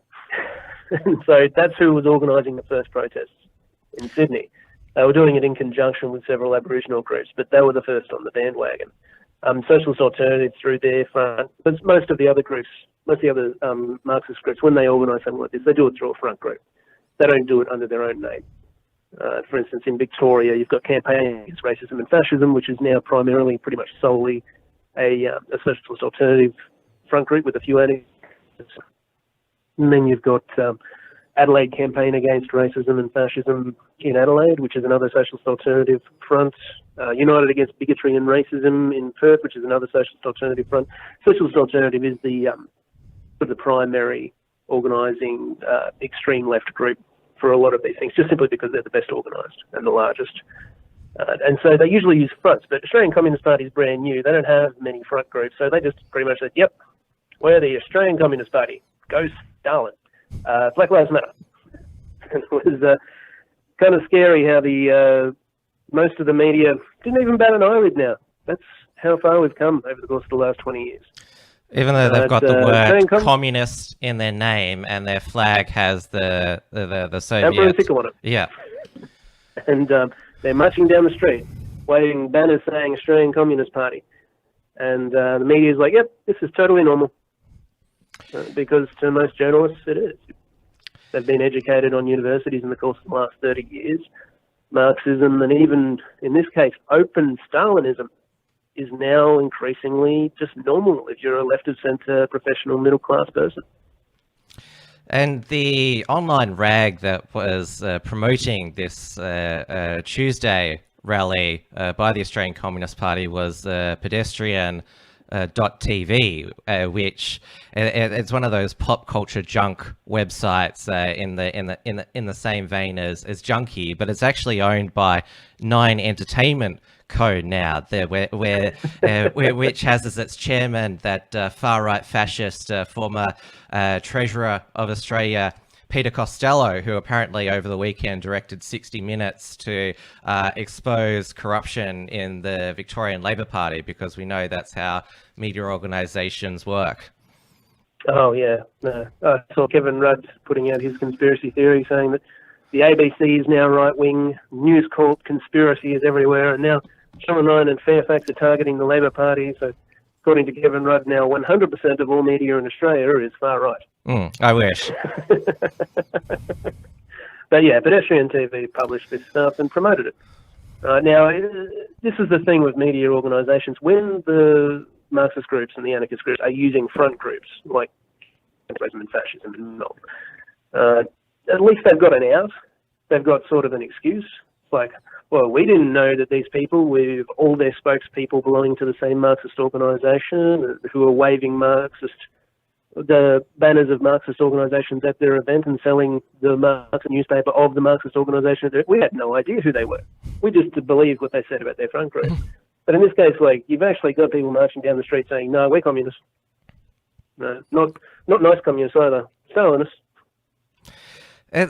Yeah. When it gets to that stage, you just wonder, how can you claim that you're objective journalists? Like, for example, I listened to that ABC background briefing episode on the weekend about the far right exploiting anti-Asian sentiment, and I was just so mad listening to it, because if you basically their hypothesis is that if you link the fact that the virus was born in China, and that the Chinese Communist Party covered up a lot of it, that instantly made you anti-Chinese people, anti-Asian, and a far-right racist wanting to exploit the pandemic.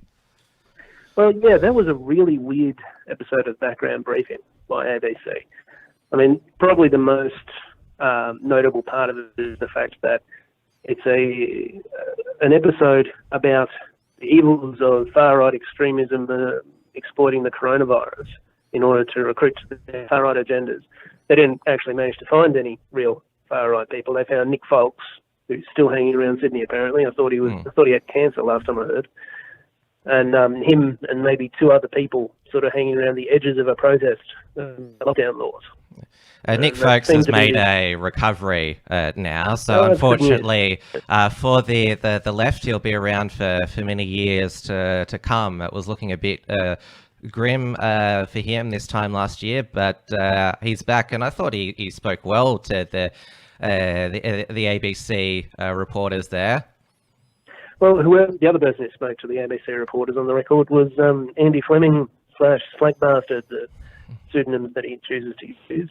And he, for anyone who doesn't know, he's a prominent Melbourne anarchist, activist and organiser, and has been since the late 90s. And, using a anarchist as your main source on the threat of far-right extremism, as cities across the United States are being burned down by anarchists. Yeah, and check out his Twitter feed. By mobs that are led or by or contain anarchists, right, who are vandalising war memorials, who are attacking the cenotaph in London, right, who are encouraging the attacking of police, and who and as we mentioned before, anarchists ethically believe that killing police is self-defense. Murdering police is an act of self-defense. So that's who you choose as your anti-fascist researcher to create your story about the dangers of extremism, far-right extremism, of course, in Australia, because Nick Folkes was hanging out on the edge of a rally with about 4 people. The level of sort of just projection and delusion that these people have. I mean, of course, we know background briefing. The executive producer is Alex Mann, who has made his name pretty much exposing evil secret cabals of far-right extremists inside organisations and that sort of stuff. And it looks like he really wants to try and make that his sort of calling card. So it's not really that much of a surprise. And, you know, people probably wouldn't mind if there was a right-of-centre person at the ABC doing the same thing about the extreme left, but of course there isn't. The only you would call those doing exposés on Antifa and far-left extremists are yourself and, of course, the David Clarkson personality, which is on various YouTube, Facebook, and Google Drive, and now BitChute. So not exactly a gigantic juggernaut, really. And to be honest, a large part of why the people can make money and make a living out of exposing far-right extremism is because there's so many sympathetic journalists there who are actually sort of willing to help them along. To do the same from the other direction probably isn't possible simply because there aren't that many sympathetic journalists or even political actors at this point who actually want to call out far-left extremism, even as far-left vandalising monuments and burning down cities and breaking lockdown laws and potentially endangering hundreds of thousands of people if anything they ever told us about coronavirus was true. Just one more point about the background briefing report. They couldn't help resist the ABC having another crack at the Proud Boys. They played the Dusty Bogan or the audio of his video the week before the house arrest in Queensland, when he and the Brisbane Proud Boys unfurled a banner COVID-19 made in China and reached out to the Proud Boys Australia for a statement, and they just stated the truth, that they're not a racist organization. They have members of all races as Proud Boys, including Asians. Yeah, of course. Well, look, nobody ever. When the left is on a Nazi hunt, particularly the extreme left, they'll find a Nazi anywhere. And this isn't a good, like some people say, oh, well, they're going to call you Nazis anyway, so they will not be a Nazi. No, that's not a good reason to do that. Nazis still bad, but the truth is that the far left needs Nazis. I mean, you look at people like anarchists in Australia wouldn't actually have anything left. There wouldn't be any anarchist organising in Australia if it wasn't for the mythical threat of a Nazi menace. Right, there used to be other anarchist sort of organisations back during sort of their last height, back in the late 90s, early 2000s, who did things like Books Not Bombs, Anarchist Black Cross, helping prisoners in jail, because all anarchists believe that jail should be abolished and police should definitely be abolished. So they had all these things going on. They even had sort of bicycle repair shops in inner Melbourne, in Brunswick, which they would do free bicycle repair and that sort of stuff and fix it up. Sort of as a community thing. But they don't really have anything like that anymore. They can't even run a bookshop without having a split over whether or not, advertising is anarchist enough or something ridiculous like that. So pretty much the only reason they exist anymore is to act as stormtroopers for the system and attack right-wing dissidents and sort of keep fighting against that evil Nazi threat that probably doesn't even exist.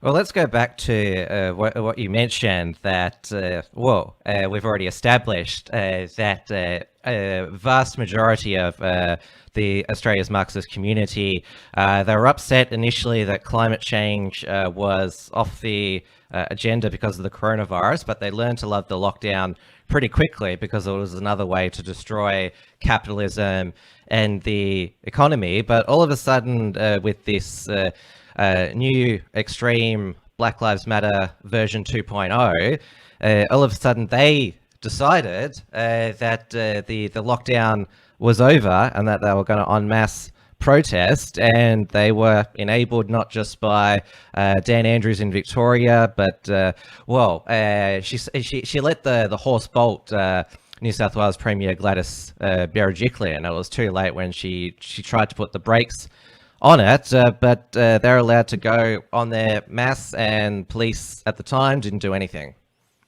Yeah, and I don't think that they love the lockdown. The Marxist groups, they're sort of the sort of people that they recruit have this sort of an itch to get out on the streets and annoy normal people. That's really sort of where they get their most fun. So they didn't really learn to love the lockdown. I think they were chafing at the bit a bit actually, and as soon as a new protest movement came along, they jumped right on board and tried to position themselves at the front. There was actually a bit of argumentation, as there normally is in Melbourne, between Socialist Alternative, because Melbourne is their stronghold, and various Aboriginal groups, because every time there's an Aboriginal-led rally, or any rally sort of being sponsored around Aboriginal issues and that sort of stuff, the Socialist Alternative is accused by pretty much everyone else showing up of trying to hijack the rally, because they pretty much try and take over anything that they're a part of. The official ones are run by the Warriors of the Aboriginal Resistance War, which are probably the most well-known names associated with it are Tarneen Onus Williams. She told the Australia Day Invasion Day rally in Melbourne, "Fuck Australia, hope it fucking burns to the ground," and also former state Greens MP Lydia Thorpe, who today says that we should change the names of Victoria and Queensland because of their colonial past. Poor Queen Victoria. Good old Lydia. She's wonderful. Always amusing. Even other Greens sort of slowly step away from her when she's talking. And she is also been involved in Socialist Alternative events and solidarity events and that sort of stuff. She's very well hooked into the Marxist sort of scene. And Warriors of the Aboriginal Resistance announced their rally after Socialist Alternative Front Group had already announced their rally. And Socialist Alternative Front Group, CAF, Campaigning Against Racism and Fascism, quite wisely, I think, sort of folded their thing in behind the Warriors of the Aboriginal Resistance thing, because they didn't want to be overly seen as taking it over, because they just really have a bad reputation of disrespecting sort of Aboriginal activists at protests in Melbourne. It's caused a lot of hassle for them in the past. Sort of jumping to the front of the protest, grabbing the flag and saying, "Ha ha, Leah, follow us." That sort of a thing. They're always the leader. The Warriors of the Aboriginal Resistance ended up leading the protest, and they ended up being targeted by the Andrews government for fines. About 5 days after. Yeah, so maybe Socialist Alternative knew what was going on and were a bit smarter than we give them credit for. And there was at least 10,000 people at the Melbourne Black Lives Matter rally on Saturday, the 6th of June. Of course, it's always the largest in Melbourne, but they were also large in Sydney, Brisbane, and even Adelaide as well. Adelaide was quite packed as well. But Adelaide one was in Rundle Mall, which doesn't actually have that much room. It actually makes a crowd look quite big in Rundle Mall. And the Adelaide campaign against racism and fascism, the Socialist Alternative Front Group there, was 100% in charge of organising that. So that was essentially a Socialist Alternative rally. South Australia, even though it's got its internal borders shut, it never went to a full house arrest like Victoria, New South Wales and Queensland did. Same with Western Australia as well. Yeah. But as this Black Lives Matter version of Australia has continued, it's fizzled out in most of the cities, apart from, Sydney. And for once, Melbourne is not the epicenter of Marxist activism. The focus has been on Sydney, basically because it is home to the most far left branch of the Australian Greens Party, and has the most far left Greens MP, New South Wales MLC, David Shoebridge, who basically is an apologist for any sort of communist activism and, as we've seen, vandalism. Oh, yes, David. He's extremely well connected with various Trotskyist groups. He's spoken at various, I believe at least one and possibly two different Solidarity national conferences.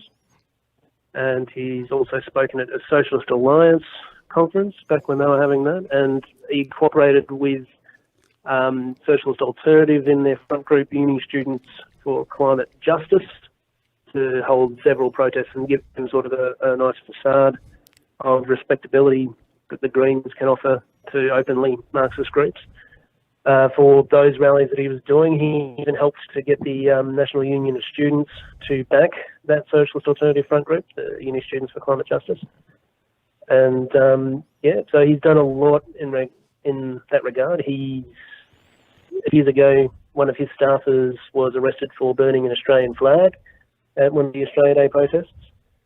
And it turns out that another one of his staffers was arrested on Saturday night for vandalising the Captain Cook statue that New South Wales Police had been defending from a mob that was led by David Shoebridge, who then accused the police of using long-range sound weapons. He'd been experimenting with a loudspeaker. Yeah, and it turned out to be a loudspeaker, but we'll give him points for imagination. The staffer who was arrested, there was two arrested. Part-time staffer, he was keen to emphasise, but still defended her. He's still not sacking her, though. Yeah. He was censured by the New South Wales Legislative Council last night for not condemning nor sacking her. Jiarun Shi, I think I've pronounced that right. And she helps manage the New South Wales Greens Sniff Off campaign against the drug sniffer dogs there. She's an alumni of the University of Sydney and was the editor of their local student communist rag, Honi Soit. To be fair, Honi Soit isn't actually officially communist. It just seems to print a lot of them. Well, David Shoebridge is technically not a communist. He doesn't say he's a communist, but... he doesn't openly come out and say that he is, but he was involved in Left Renewal, the attempted branch stacking by him and Lee Rhiannon, which tried to bring lots of sort of Marxist and Marxist-adjacent people into the Greens in order to make the New South Wales Greens even more radical than they already are. The Solidarity and Ian Rintoul was involved in that as well. They were a part of that particular thing. And when it was Maureen Faruqi actually sided with the moderates like Jeremy Buckingham and crushed Left Renewal and got Lee Rhiannon kicked out of the Senate so she could take their Senate seat. And then she turned around with the remnants of the left and then crushed Jeremy Buckingham and the right, leaving her top on New South Wales. So, yeah, interesting bit of history. But David Shoebridge is still around, and he's still tacking on to almost every single Marxist protest he can. It's interesting that in that background briefing we were talking about before, another sort of shadowy organisation that the ABC used as one of their sources against the supposed evil of secret far-right extremism was the White Rose Society, which is an anonymous group. Well, they've branched out into New Zealand now. I think they ran out of maybe exposures in Australia, so they've gone over to New Zealand to look at some of their far right groups, and I think partly they wanted to do that because the 1 year anniversary of the Christchurch massacre was coming up. All the commemorations ended up being cancelled because of the coronavirus pandemic, and it got overshadowed by that. So the White Rose Society, they didn't get the media attention at the time. They were sort of hoping with all these exposures, but they did get that special mention in the background briefing episode. Oh yes, and they also got a special mention in the upper house of the New South Wales Parliament by David Shoebridge. More connections. I mean, you look at the White Rose Society, they are an anonymous group, but you look at their website and the way that they phrase certain things. anyone with the sort of a knowledge of far left extremism in Australia knows that they are anarchist aligned in their in their ideology. Right? So even though they maintain an anonymous facade, that is sort of, as we were talking about before, anarchists in Australia really wouldn't exist if they didn't have the mythical beast of fascism to fight against. And it's just so ridiculous, particularly with these Black Lives Matter protests that you've got going on, that you have Marxists and anarchists who claim to be the rebels fighting against the entirety of the system, participating in protests that are approved of and applauded by Disney, Bank of America, every single major corporation, right, on their Twitter feed at least, and sometimes in the realms of massive donations as well to sort of someone associated with Black Lives Matter in some way. Someone's making some cash. But it must be fun to be an anti-capitalist rebel marching alongside the largest corporations on earth. And they're still Guardian lovies as well, even though it's been exposed this year that former Liberal Prime Minister Malcolm Turnbull, while he was a coalition frontbencher, brokered the financing from What If venture capitalist Graham Wood to found the Guardian Australia and handpicked their editorial team in editor Lenore Taylor and political editor Catherine Murphy, but Jason Wilson and the Sparrow brothers, they're still happy to do op-eds for the Guardian. And of course, with all of this push to rename places and tear down statues, the founder of the Guardian, because it's been around since the 19th century, was a slave trader. Well, there is contention about that, but it is true that he certainly came out against, that the paper came out against Abraham Lincoln in the Civil War. So, yeah, even a completely, almost impeccable left-wing newspaper, one with a left-wing history going back to the 19th century, being on the radical fringe even back then, is still not safe from what I believe one British conservative called offence archaeology. I think the Guardian will survive because it's too important to the current leftist movement. Yeah, good God. This is the thing. Should never forgive Malcolm Turnbull for. He created what is a far left platform. I mean, there are people who write for the Guardian who are not left-wing extremists, but after a certain number in the editorial pages, and if the Australian was publishing right-wing extremists to the same extent as what the Guardian Australia is publishing left-wing extremists, then the ABC, of course, and perhaps even Background Briefing, would have absolutely no hesitation in calling them a far-right newspaper. So the Guardian Australia is a far-left newspaper, and the fact that it was founded by Malcolm Turnbull is yet another reason to never, ever, ever forgive Malcolm Turnbull or any of the Liberal MPs who voted for it. And let's give a special shout out to the fact that a lot of the far left have their essays and books published by Black Ink Books, which is a vanity project by venture capitalist property developer Maury Schwartz. Yep, a guy who made a huge amount of money off property development in Australia, a venture which is almost entirely sort of the long-term profitability of is almost entirely reliant on huge levels of immigration. Just happens to fund massive amounts of newspapers, books, magazines, and journals that all support mass immigration and call anyone who disagrees with it a Nazi. Funny that, eh?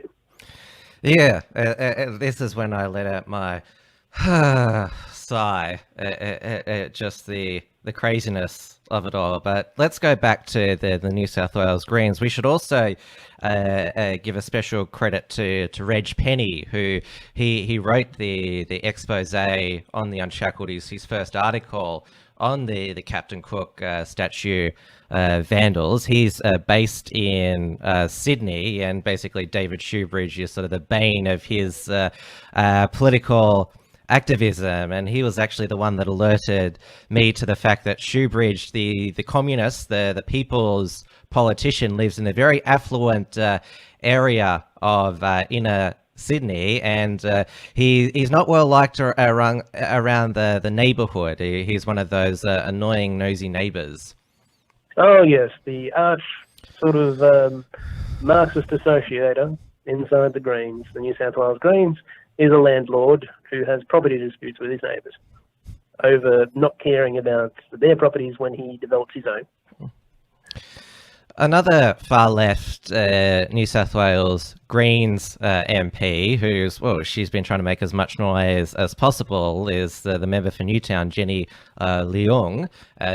Since she is an Asian Australian, she has also been very eager to tell us off for racism against Asian Australians. And of course, she took the line that Tim Supamasani did, that, how come the initial arrivals back from Wuhan, they had to stay at Christmas Island, while the current ones, they get to be in a 5-star hotel. Well, I'm not sure if the hotels they're staying at are 5-star, but they are under returning travellers under mandatory 14-day quarantine now, where they can't leave or anything. So the only difference there between Christmas Island and that hotel is the location.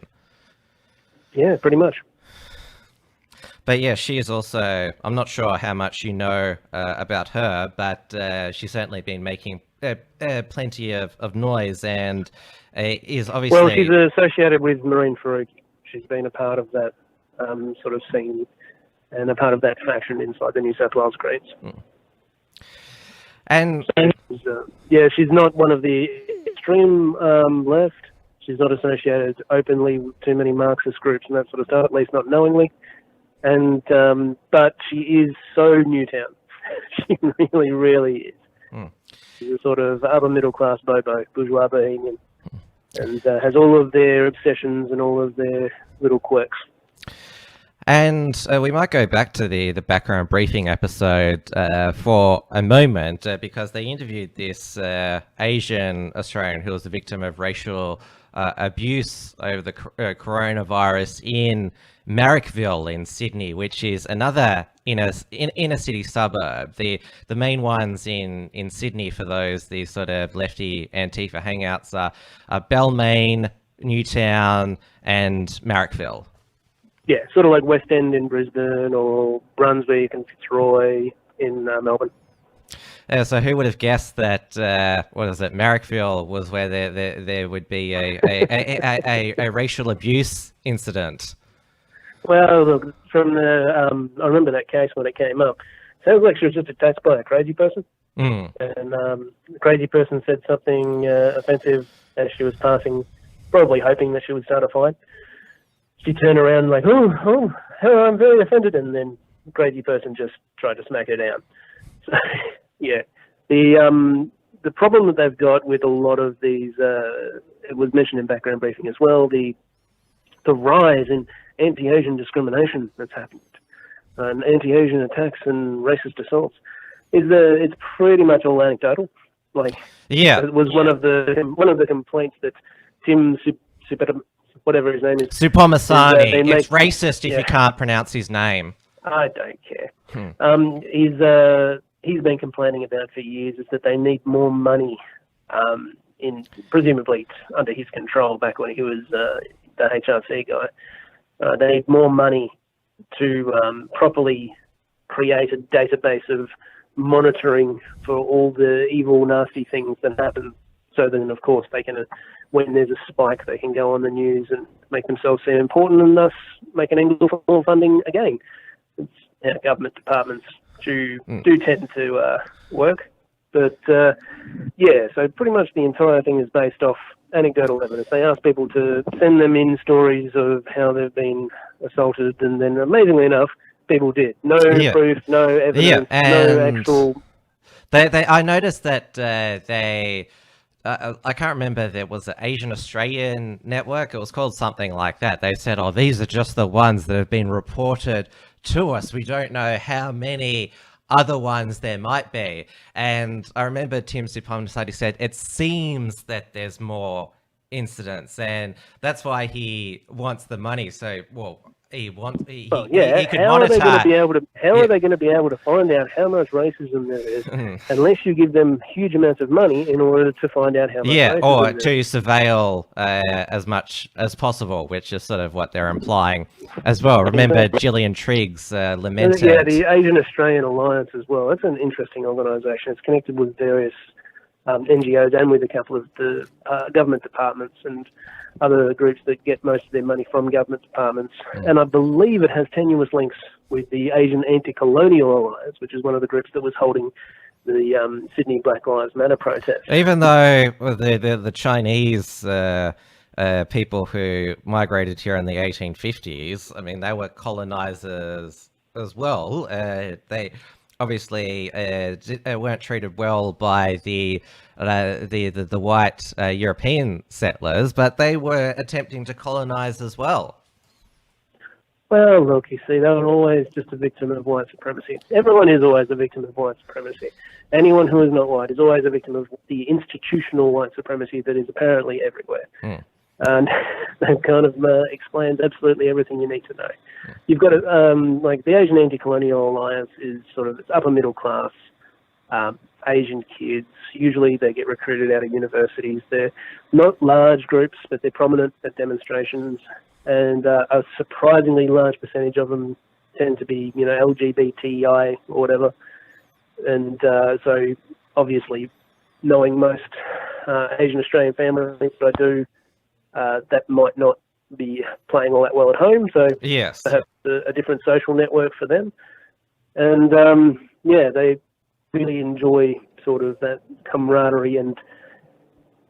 As sort of first-generation immigrants, most of whom seem to have been born in Australia, they tend to feel that sense of alienation that you have when you are from an immigrant group, but not the group that actually is the majority and was created the country in the first place.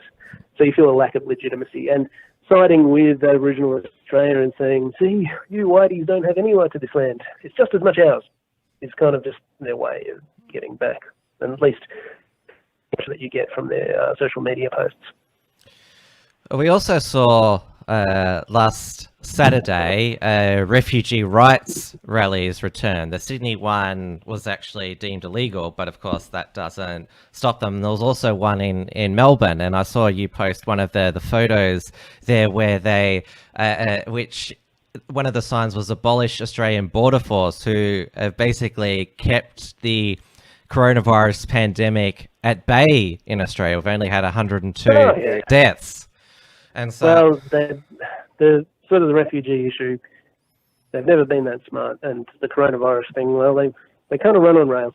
It's just the same thing over and over again. And one which on Saturday was held in Sydney was by Solidarity again. That was Ian Rintoul and Nick Reimer. Nick Reimer is he's a linguistics and English professor at USyd, and he's been a member of Solidarity for at least a decade, I think, just off the top of my head. And he has also been involved in anti-Israel stuff very much. He was the contact point for boycott, divestment and sanctions at University of Sydney amongst the faculty. He organised the faculty resistance to the Ramsay Centre successfully, which blocked the Ramsay Centre from coming to University of Sydney. And he's been involved recently in organising inside the NTEU to turn down pay deals in order to try and radicalise other people, along with Socialist Alternative doing the same thing in different universities, which is an interesting cooperation because Socialist Alternative and Solidarity are sort of sister groups. They originally both came out of the International Socialist Organisation, so they've been traditionally rivals, and there's a lot of personality sort of clashes there.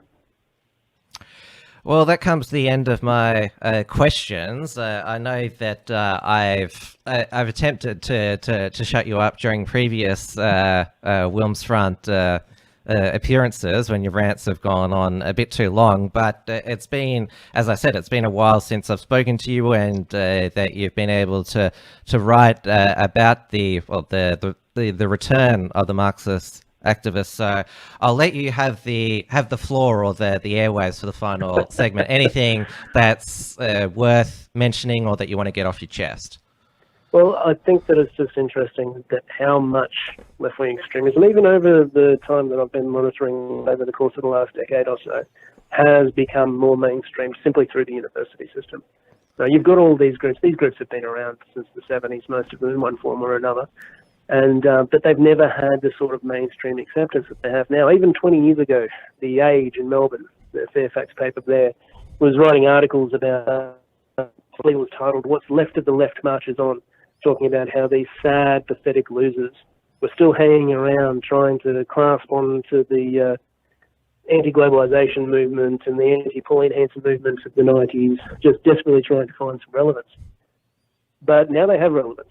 They have dozens of academics who are actually open members of these Trotskyist organizations. They are working inside unions, something that Trotskyist groups in Australia have not really done successfully since about the 1930s, depending on how you count, of course. And they have a massive influence amongst journalists.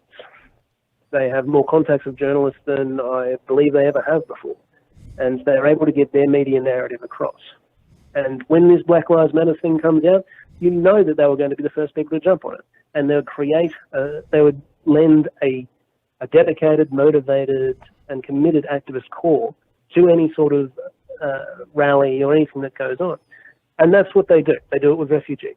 They do it with coronavirus. They do it with the Black Lives Matter. They do it with Aboriginal deaths in custody. They do it with climate change. Every single time there's any issue that can be exploited for them to get more recruits, they move in, try and take it over, and in some cases, like Extinction Rebellion in Australia, they succeed. So these people are a real threat. Unlike the fantasies of Alex Mann and the background briefing people about, one or two guys who show up at the edge of a protest with a sign that's slightly critical of China, these people are an actual threat. And the main reason they are an actual threat is because they have so much institutional support from people like the ABC and from people in the mainstream media. And the fact that the guy who founded Socialist Alternative, Jeff Sparrow, as you mentioned before, is an opinion columnist at Guardian Australia, an outlet that was founded by helped found by Malcolm Turnbull. The idea that extremists are always these people who are out on the fringes, and so therefore they're not that important, they're not that dangerous. I think with the wave that's come out of the Black Lives Matter movement in the US in particular, the amount of people who are cheering on, people who aren't extremist activists, who are cheering on the pulling down of statues who even 4 or 5 years ago would have been outraged. It shows how much influence these people have and how much influence they do have, and how they can eventually, through hard work and dedication, push the conversation in their direction. And they have. And it's about time people woke up about it, particularly people in the mainstream right in Australia. There's no use complaining about George Soros funding people. There's no use complaining about whether, the unions are bad this week. Oh, isn't the Labor Party terrible? Oh, those wacky Greens. The extremists are out there. They're on the universities, which train the next generation of teachers, the next generation of lawyers, social workers, and journalists. And they've been doing it for 30 years, normalising their ideas. And now we're starting to see the end of it. You even see conservative and even left-wing Vice writers in the US coming out and saying that, wow, all the crazy stuff that we dismissed 5 years ago that was happening on university campuses or college campuses, as they would say in the US, is now in the mainstream. The people who were in the college campuses saying crazy things, well, they're now in newsrooms. They're now in HR departments. They're now deciding who gets advertising and who doesn't, who gets exposure and who doesn't, who gets fired and who doesn't, who can feed their family and who doesn't. We should call it the Marxist media complex. Well, it's not entirely Marxist but the Marxists do form this hardcore. Most of the people who are out there on the streets are just part of the wider groups that have been influenced by these extremist activists. Right? There has been some good news during the pandemic in the death of some leftist media outlets. 10 Daily, which probably the most well-known writer to people in our circle was Josh Butler, and of course the death of BuzzFeed Australia, which was coupled with the self-destruction of Mark DiStefano's career, former BuzzFeed Australia journalist, Zoom bombing a meeting of newspaper rivals where he last worked at the Financial Times. Lots of fun, isn't it? It's always wonderful to watch the Fourth Estate fall on its face.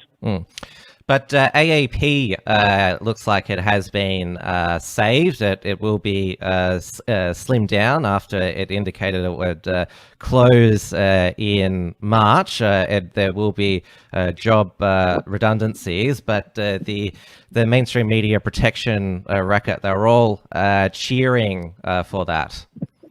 Of course. Well, the one thing journalists love more than anything else is journalists, especially themselves. They are a select club who consider themselves to be lords of the universe. You don't become a journalist with the amount of effort it actually takes to become a journalist. 10,000 people graduate from journalism and communications degrees every year. Only a tiny fraction of them become journalists. You don't go to all the effort to become a journalist just for the pay, because the pay is terrible. You do it for the influence and the power. And that's the sort of people who are most likely to rise to the top these days. Yeah, it's called another term, mainstream media protection racket. And this was another thing. They were all outraged when they were ruffled up in some of the Black Lives.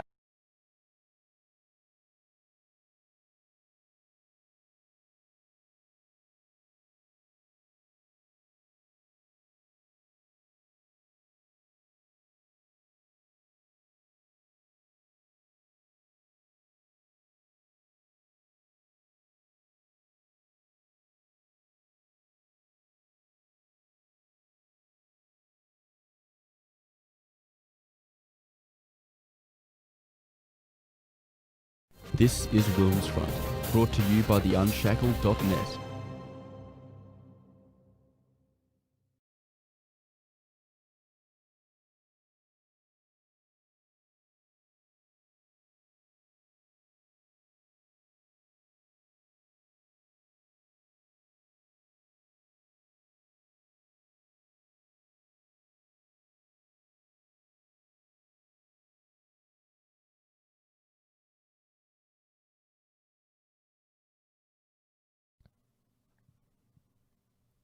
This is WilmsFront, brought to you by the Unshackled.net. And I'm back live. Apologies for the end of that interview with Lucas being dropped. There was some sound glitch there, but as a lot of you are aware now, I upload the featured interviews that I conduct on the now weekly Wednesday WilmsFront program on the Unshackled main channel. So I'll be uploading my live interview with Paul Moder from earlier on tonight, and I'll also be double checking the sound that my featured interview with Lucas Rosas that I played for you then, all the audio will be okay for the main Unshackled channel. It's coming up 10 minutes to 9 p.m.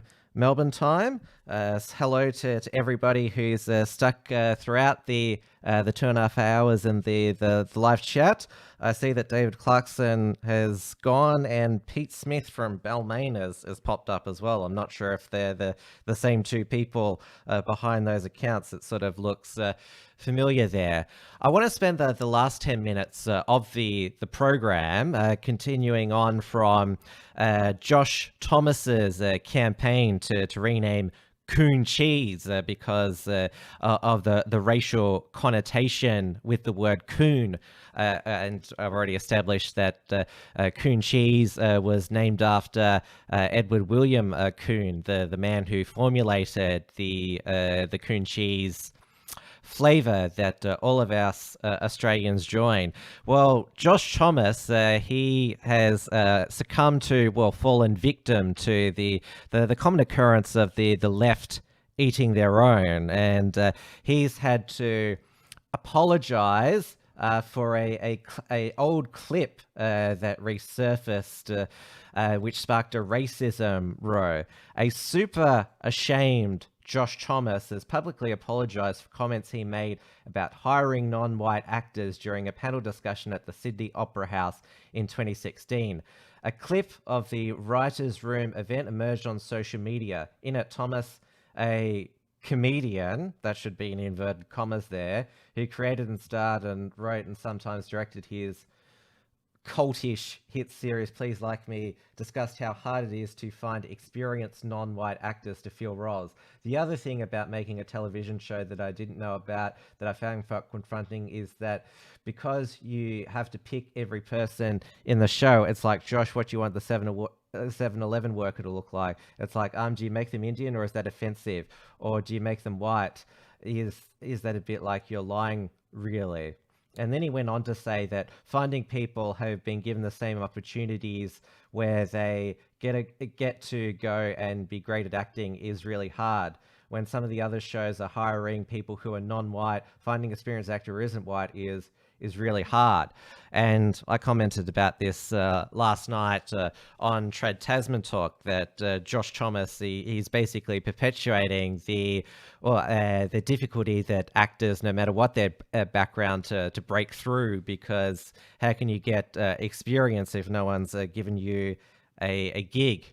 That's always the paradox there. But Coon Cheese, it's not the only campaign to have a business brand name renamed. The Colonial Brewing Co., based in Western Australia, there's campaigns to have its name changed, and the managing director of Colonial Brewing Co., Lawrence Dowd, he released this Facebook video last night. Let's have a look at this.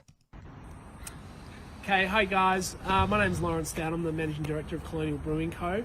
In the last 24 hours, our name has popped up in the social media channels, and there's been a lot of debate about our name and what it means. Some have been highly offended by its name and its historical reference, which we understand, but we've also had a huge amount of positive feedback about our brand and our business. We just wanted to tell everybody that we're going through the process of reviewing and better understanding what this name means, and hopefully we can land in a place where we're all comfortable and we're making a considered decision about our future and where we're going. So I want to know, everybody's making massive comments online. Just know that we're looking at them. We can't respond to everything, but we appreciate your feedback, and we want to take you along this journey, and just bear with us for the moment, but we appreciate it. So cheers, thank you. And the word cuck and cucking comes to mind there, and it reminds me of this. You might remember this. On behalf of the Coopers Board and senior staff, we're incredibly saddened by the impact our involvement with the Bible Society has had on our valued Coopers drinkers and our extended family. As a long-standing philanthropic company, Coopers Brewery has been passionate about supporting all aspects of our community and has actively and financially embraced many different organisations. Our company's guiding principles have centred around respect for others, and as such, the recent activity surrounding the video made by the Bible Society has conflicted with our core values. Coopers never intended to make light of such an important issue, and would never and did not approve the making or release of the Bible Society video debate. Coopers Brewery is and has always been supportive of diversity and encourages individualism. Our company supports marriage equality. Offence has been taken by our recent involvement, for which we are deeply sorry. We've listened to a range of community views. We acknowledge this feedback and respect everyone's individual opinions and beliefs. We've consequently cancelled the release of our Bible Society commemorative cans, and will be taking steps to show further support for our community, including joining Marriage Equality Australia. Our company brews great beer that we're passionate about, and we warmly embrace all Australians. Thank you for your time and your continued support. Yes, does everyone remember that when the Bible Society of Australia, they released a marriage equality discussion, or same-sex marriage, I should say, discussion between Liberal MPs Tim Wilson and Andrew Hastie. It was part of their Keeping It Light series. This was before the marriage law postal survey, and it was an incredibly light and respectful discussion between Tim Wilson, who was supportive, and Andrew Hastie, who was opposed, but it caused massive outrage, and so Cooper's pulled their sponsorship of the series, pulled their Bible Society commemorative cans, and released that apology video, and you can see the grim looks on the directors of Cooper's faces there. And I thought I'd contrast it. What is it with Australian beer companies and cucking with Lawrence Dowd? You could see in that Facebook Live video, he was very shaky and he was very nervous. He was on the Today Show this morning to comment further on this outrage. He said, "It has never been a part of our narrative to celebrate colonialism or imperialism. We have been very forward about that." Mr. Lawrence said the company is reviewing its name after a Melbourne bottle shop chose to take the range off the shelf. He clarified Colonial Brewing Co. originated in 2004 when its name came from the microbrewing company colonizing in the famous Margaret River wine region. They were basically colonizing a beer company in a very famous wine region, Mr. Lawrence said. That's where the name came from. I don't think there was any malice in starting the name. So yes, we shall follow if they decide to change the name and bend the knee to the mob as Coopers did 3 years ago. Now, to finish off the show, there's been two horrific gang attacks in Melbourne over the past few days. During the coronavirus lockdown, gangs and home invasions were limited to 2 people, but with now groups of 20 allowed to gather in public and in homes, gangs can now more freely roam around Melbourne. Yesterday, it broke on the news that there was horrific stabbing death of this teenager at Breambreak Shopping Centre in Deer Park, Solomon Tafaguri Aki. I'm sorry if I mispronounced that. 6 teenagers have been formally charged following the death of a 15-year-old. The teenager suffered a fatal knife attack wounds at Deer Park in Melbourne's west on Tuesday night. 6 people were charged around the corner shortly after the incident on Wednesday afternoon. So that is pretty horrific.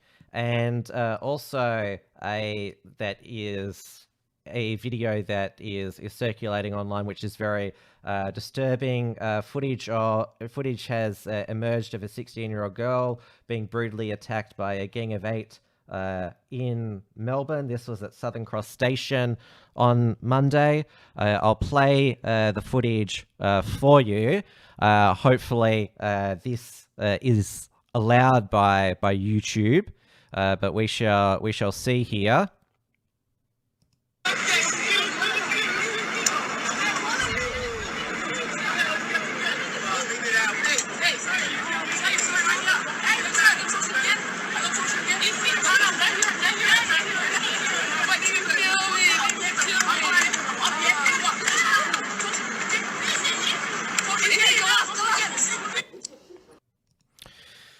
So, and there is subsequent a photo of the victim of that attack in hospital.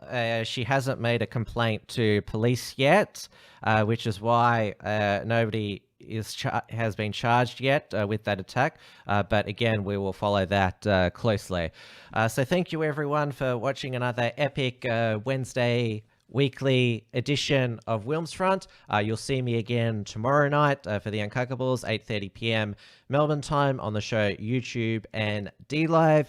Remember to support the show as well as sending through a super chat during Unshackled production live shows. You can also take out a membership, the unshackled.net/membership or the unshackled.net/donate, and keep checking out the unshackled.net on a daily basis. It's not just a home now for our Unshackled production archive, but but we've got a range of new contributors now who are publishing content on almost a daily basis now. So the Unshackled is well and truly back to its fully fledging self, both production and publication wise. So thank you so much for watching tonight.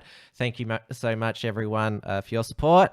And I will see you tomorrow night. And of course, WilmsFront will air again next Wednesday at 6:30 p.m. Melbourne time. Good night.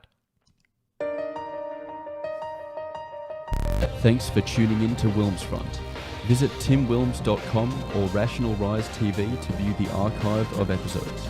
And keep visiting the Unshackled.net to view all our shows. And to keep up with the latest real news and analysis.